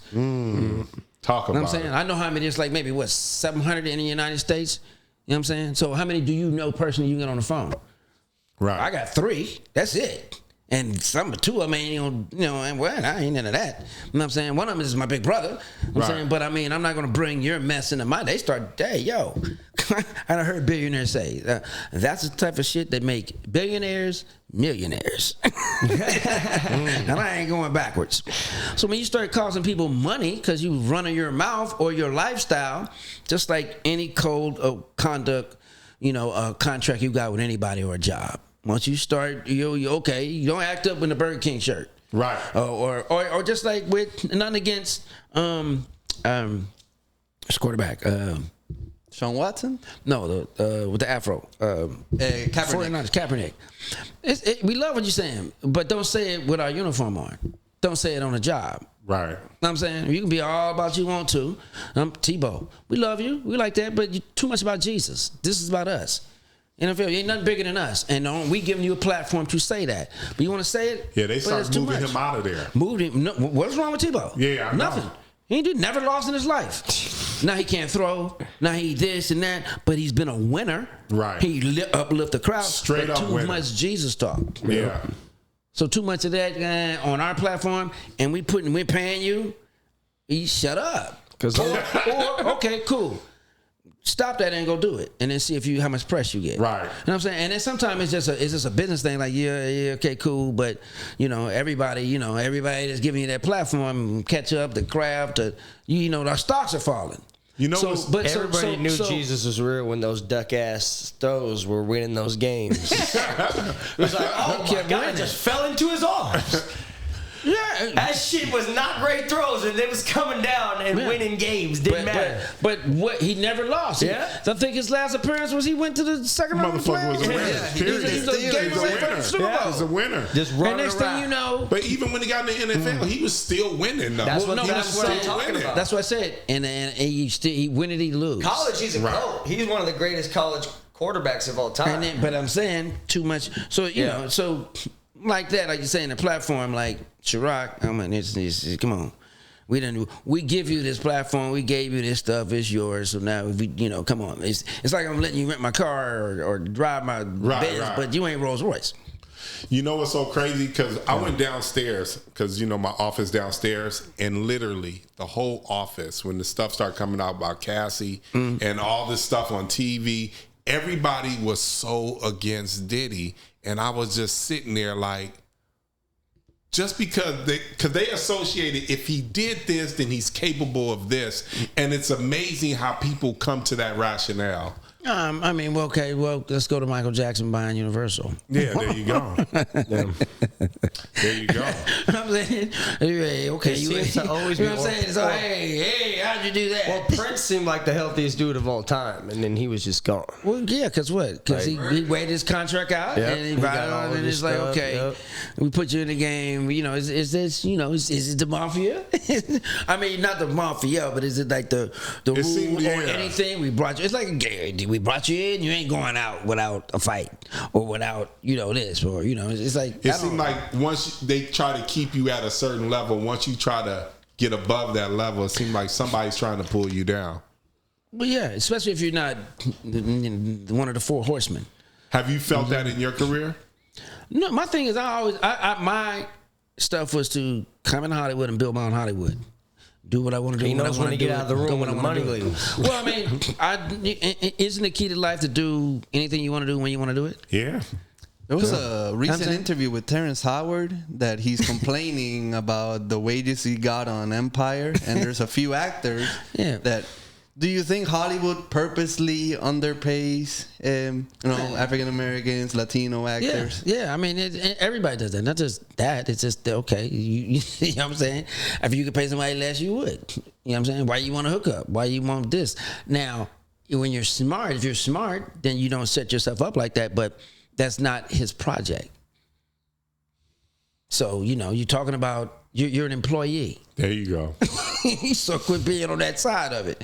So if you're an employee and you sign that, you do it. You know what I'm saying? And that's it. Now, if you put contingencies in there, well, okay, we do this. Could be certain contracts have that. If this year we do this and this year we do that. I know when I was, I got paid this much episode. Then if the stuff come up in this year, this goes and the ratings go up or this. And this season I'm gonna get double, bubble. Now that people of color and our business has profited more and made white people, you know what I'm saying, a lot of money, they don't like us figuring out the business side of it, because now we're not trying just to be the employee. Now I was like, okay, what you talking about? I mean, I put some stuff together one time, and then my agents got mad at me because I figured out that, I did it. I know how to get some licenses. I want to get all the things that y'all getting. You know what I'm saying? I did it with Martin, and it's 100 points. They had 80. I did it. Network took 80. They gave Martin 20. I had to fight to get 5 points away from Martin. Oh, man. And it's like, whatever. So it was me and my brother project, and I was like, okay, well, can we get 5? Yeah, just give it to his family. And I'm like, what y'all do to do it? But okay, you're producing it, but can I give my brother 2.5 or 2? And so I think I gave my brother 2, and I got 3, and I was gonna split that with me for doing a deal, getting it, and then the other cat who helped pay for it, finance it, the guy from St. Louis. We did a thing that we sold them Showtime. And then they got mad, so then I started getting other points, creating point, this point, that point, because they wanted to pay me. I wanted to do a Favor Nation with my brother, and my brother was like, no, my TV quotes are higher than yours, maybe $20,000 higher or something, because he had more TV work, but I'm gonna get this and you get that, get what you want. So I got what I wanted. They got mad. How you gonna do this? How you take this? That's a lot of money just for you. What? Say it again. They don't want to do. No. Well, where's this money going? Right. Oh, I figured it out. They ain't want to do the deal. And you would say they hold grudges afterwards. I mean, whatever. But they know I'm smart in this city. I'm smart in this town.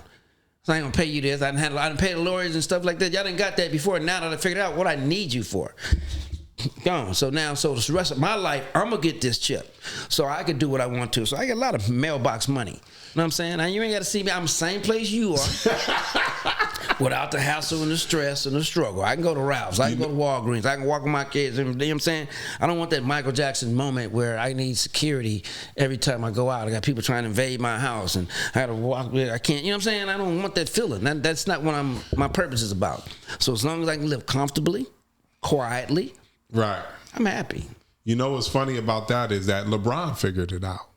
And he figured out from the sense that he said, hey, I don't really need that agent for me to get this money. I already know how much money's coming to me. Yeah. I can put my friends and my group in a situation where now they can prosper. Exactly. And I love that because he figured out exactly what was going on. Every friend don't work like that with it, because I've tried to put a lot of friends in business situations and they just try to do their own thing or backdoor you and stuff like that. But there's certain ones that God sent to that that understanding, and it's there, So there's that. Oh my God, I'm so sorry. I know you've been trying to call me all day, but girl, he just left. And I had to wait till he left to call you because I know I said I was gonna break up with him.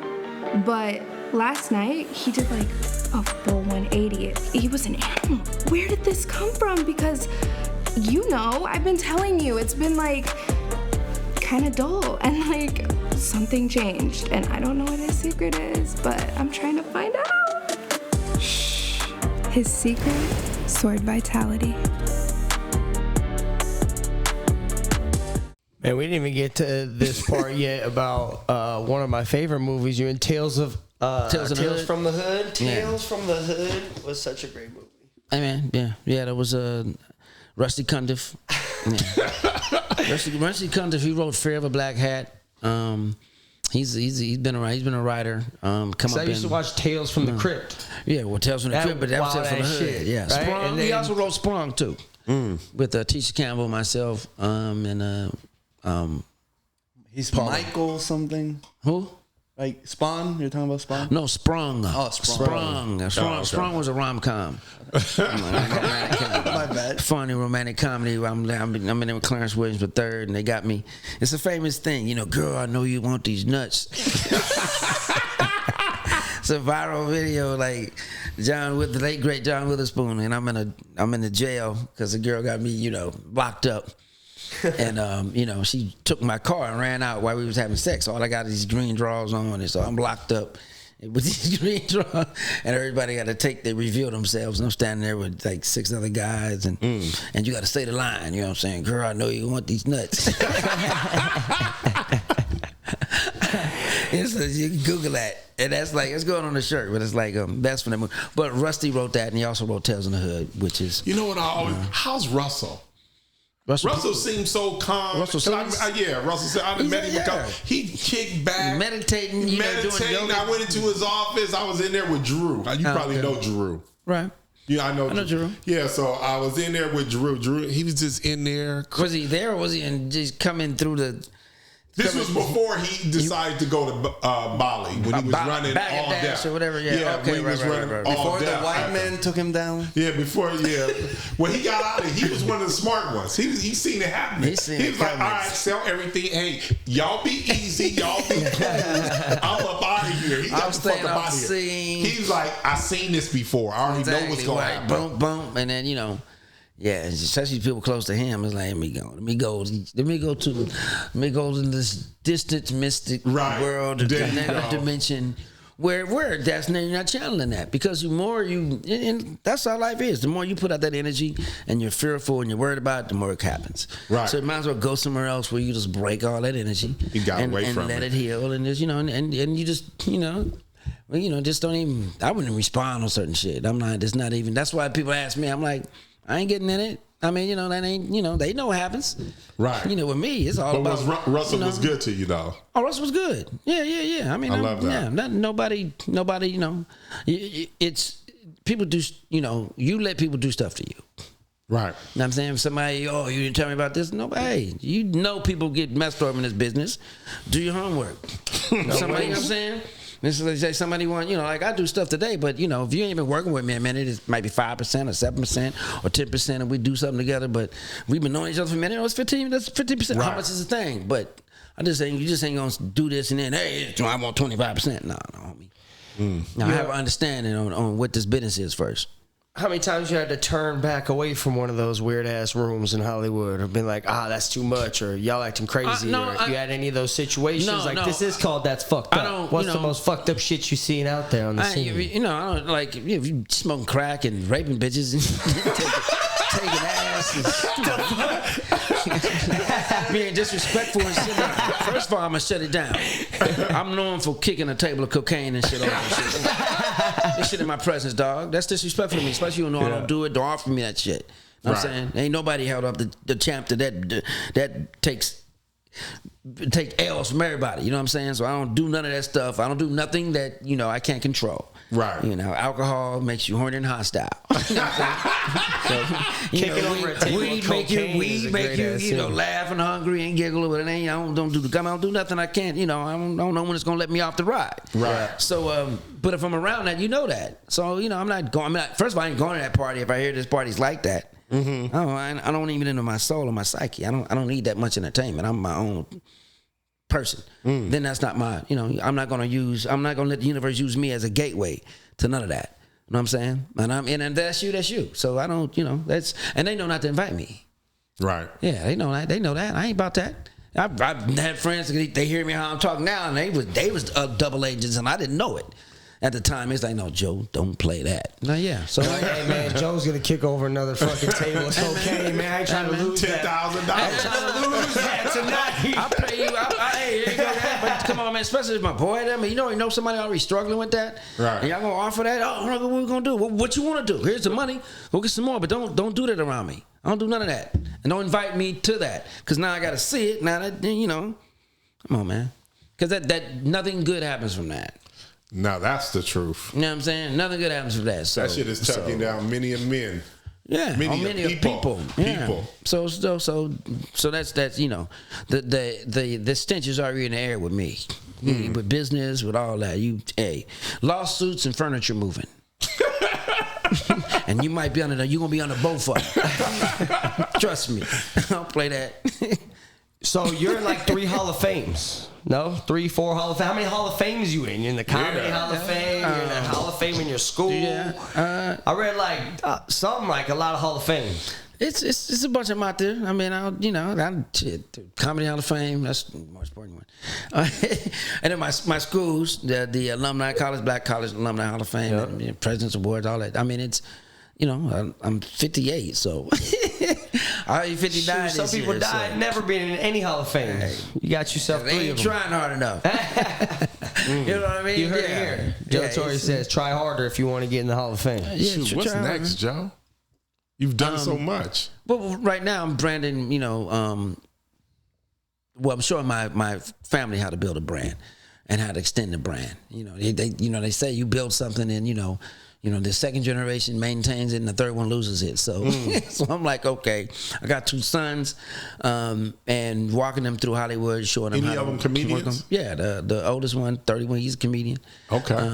Cameron Torry, he does his thing. He used to run Trippy Tuesdays at the Ha Ha, then it was at Sunset Room, then it was at the Ice House for like a month. So he has his own little brand of humor. Big guy too. He's like 6'3", 240. Okay. Yeah. And I had a couple of films, and I had a 21-year-old, TJ Do It All. He do it all. He's in film school. I haven't been in business since he was like 4 years old. So he got a SAG card, and he does it, chop it up. I don't know how many platforms he on, getting money from YouTube channels. He may have a OnlyFans. He's 21. He getting some money. So like that, and I got a 14-year-old daughter. So the pandemic helped me show them how to really work a studio and how to, because I kind of built one in my house where I do my podcast, we can shoot things around there, and how to really, do it yourself. Okay. So now, hey, you don't have to be me in entertainment, but get in the kitchen and make your own lemon pepper sauce. Right. You know what I'm saying? If I do entertainment, so if craft services, not craft services, but Kraft and Heinz, they make ketchup, they make condiments. You're going to never run out of mustard. You're never going to run out of lemon pepper sauce. You never run out of entertainment. So get in the kitchen and make your own entertainment, and sell it. And that's how my thing is, with my family, put it on a shelf somewhere. It could be toilet paper. It could be water. It could be salad dressing. You know what I mean? Whatever it is, just make it essential. Right. And that's why I kind of look at my kids like, don't try to be me. Just try to be you in this business because the name is already there. There you go. You working on? I think I read something about a reality show, maybe, or something like that. That's the House of Torry, which is me walking the meet because it's 30-year-old that got his own style. 21-year-old, I ain't trying to keep up with him. He jumping out of planes and shit. Skiing, he doing all that in the day. I'm skiing, I'm out of plane. I'm like, nah. You gonna break my knees. And then my daughter with her own, she's 14, so that's a whole nother world. So the House of Torry and them and going down that rabbit hole is something. Have y'all started filming? Yeah, I film. You can see certain stuff I put up on my web, on Instagram and TikTok and Pop Talks. I call it Pop Talks. Okay. So each one of them I kind of deal. I'm doing a taste test with this one. My oldest one, I'm trying to tell him about, quit being so cheap. Always trying to come over, you know what I'm saying? And, and be cheap. Don't want to spend his money. You know what I'm saying?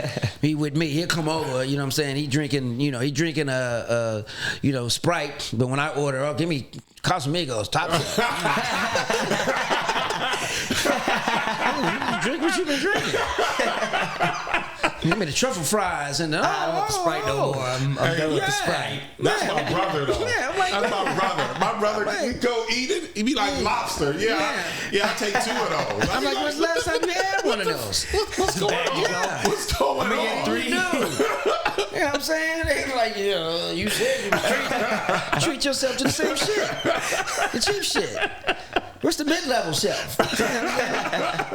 So that, and then there's this comedy club, Joe Torry's Comedy Club. So I shot it. So it's like my version of like not Jada Pickett's Round Table, but we all sitting around, and it's entitled, since 2020 it's been like what the after F. So it's been like what the fuck. So it's like, so I have Joe Coy, Tiffany Haddish, Russell Peters at one table because they all have different relationships on how they know each other and how they're interconnected to each other's lives and success. I'm saying, and with me at the table too. So I got Cedric, Melanie Camacho, and Royale. At another table, my brother and Buddy Lewis at another table, Lou Nail and Corey Holcomb at a city. So it's like 8 episodes that I shot, and I'm for the first season. And then Tori Hart, she's at one of them. It's Scruncho. So you are you looking for a network for it right now? I'm shopping it at a network. You know what I mean? Yeah, you may see it on Amazon or Netflix, or I can either put it on my own channel because that's ultimately my own goal is to own my own shit and have shit come put it on straight YouTube. to me. Yeah, or YouTube. So yeah. But hey man, you know what I'm saying? You want to write that check for this season, you can get it. There you go. Next season, because we shooting it. We're about to get into next season too. So that's that. And then this film I did called Different With Me, where I play a bootleg preacher. You know what I'm saying? Smoking weed, drinking, taking people money. That shit is so funny. Man, friend of the podcast, man, put it on the new network. Put it on Dame Dash Network. Oh, no. I know Dame Dash. I know Dame Dash. Me and Dame Dash trying to do the same thing. Yeah, Dame. yeah. That's my guy.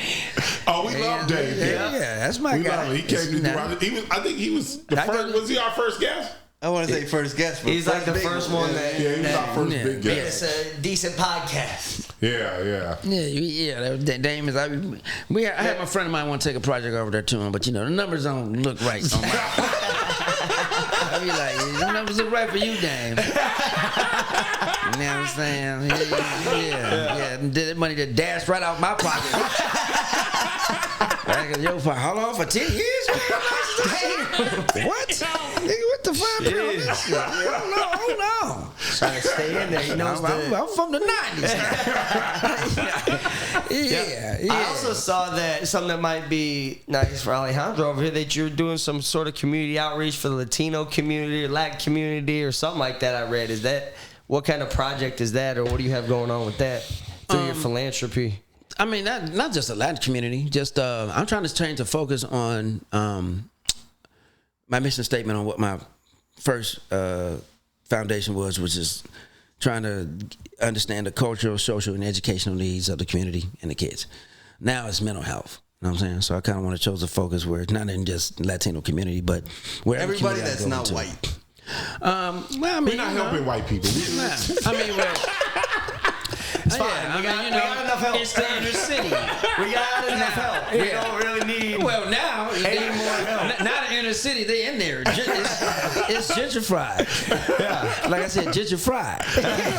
Because we're going to all the fried chicken places. That's where they at now. Y'all went to Englewood and the bar now. It was like, whoa, is this spring break? Hey, Roscoe's off of La Brea, off in Pico. Yeah. There's so many white people in there. It's crazy. It's all those of it now. It's like, oh, yo, it's we like to explore. You know what I'm saying? We like to explore new territories. Next thing you're gonna see is one of those pedal beer bikes going through Englewood. Ring, ring. I'm like, whoa, that was that. That took me aback. Man, speaking of pedal beer, people like, you ever been to a Rams game over there in Englewood? Oh. Walking up to the stadium, there's like 6 bars just. Yeah. People are selling liquor out of coolers and like, I was like, Dead. what? Or You can get drunk as fuck just walking in. That's a tailgate, but are they selling it? No, it's like ladies set up like selling, and then they just like they close They the do shit it down. outside their house and everything. Like the same thing with the hot dogs, but now with alcohol. And one dude had a full bar. You could walk into his bar.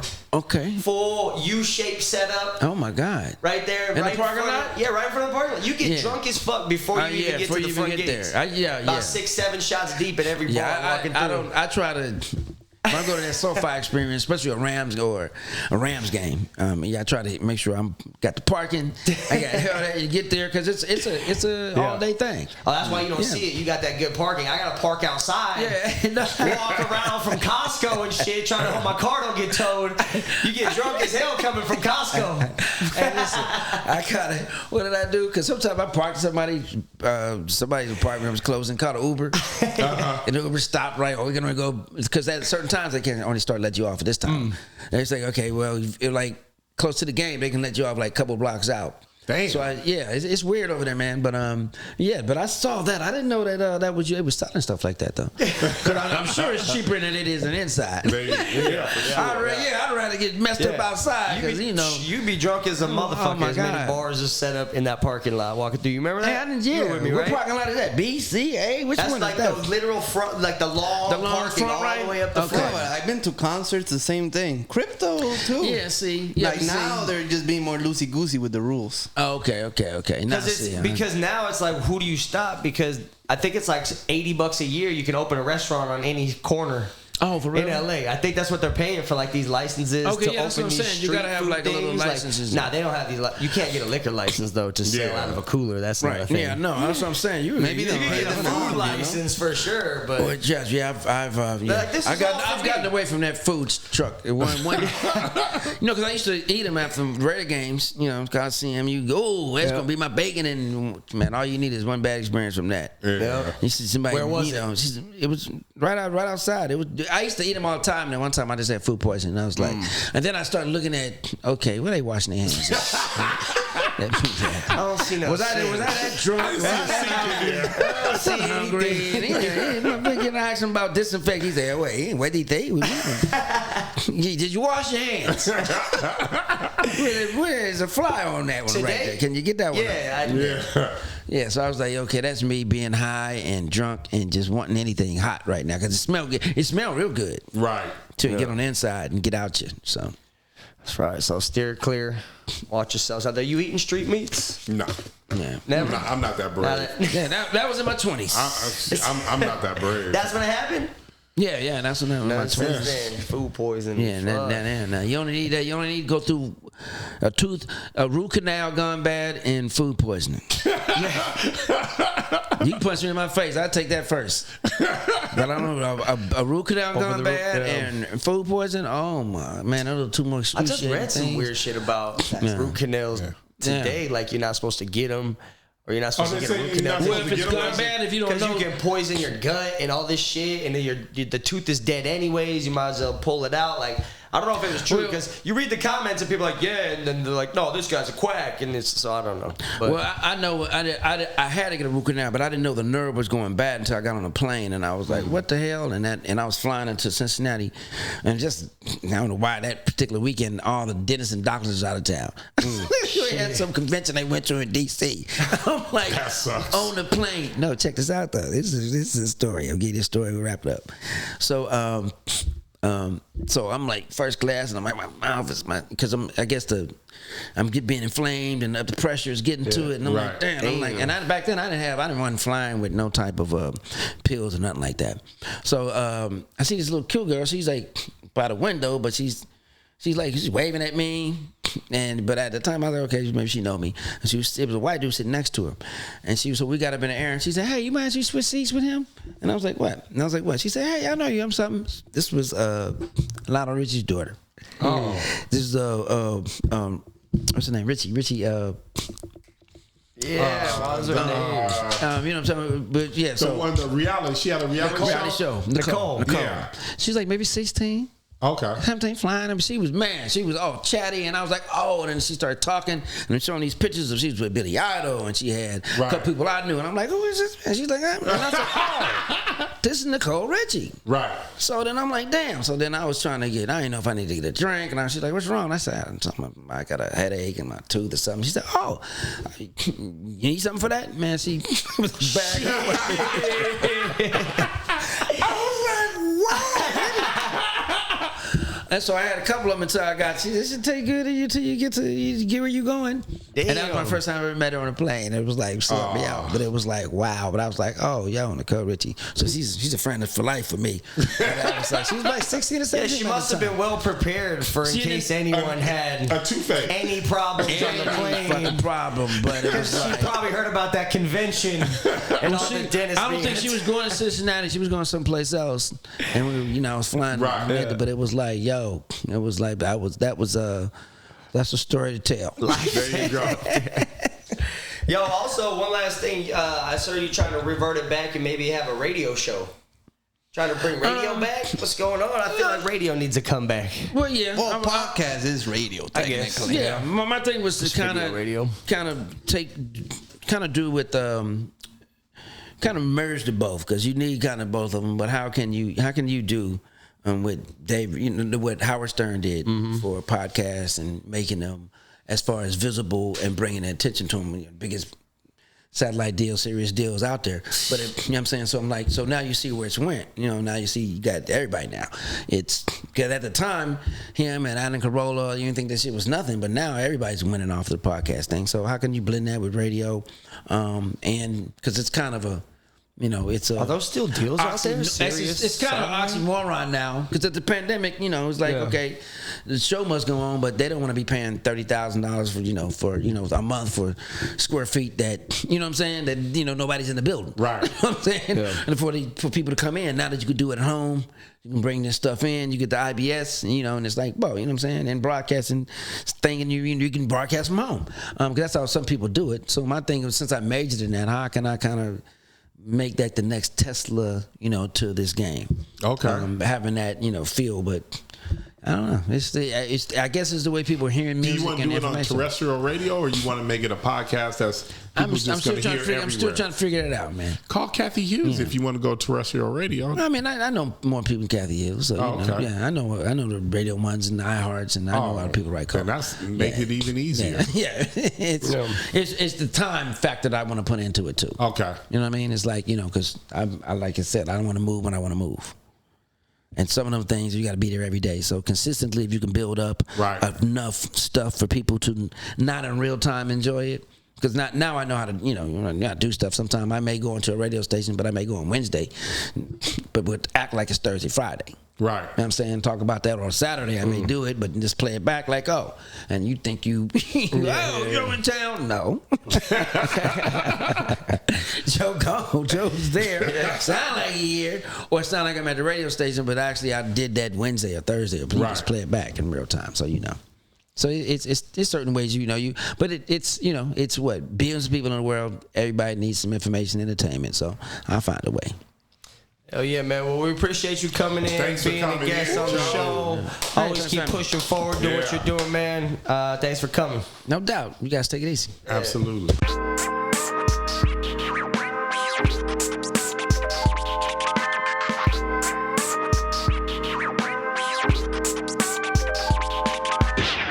I am about to rock your world.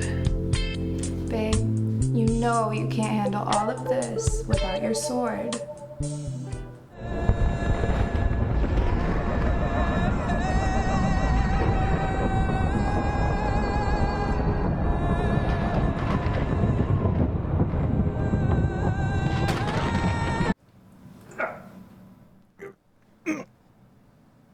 I swear this never happens. I guess I'll just text Lancelot. He never has this problem. No, I am King Arthur. I was worthy of Excalibur, and I'm worthy of sword vitality. Now that is a sword fit for a king. But do you know how to use it? Become a better man with sword vitality.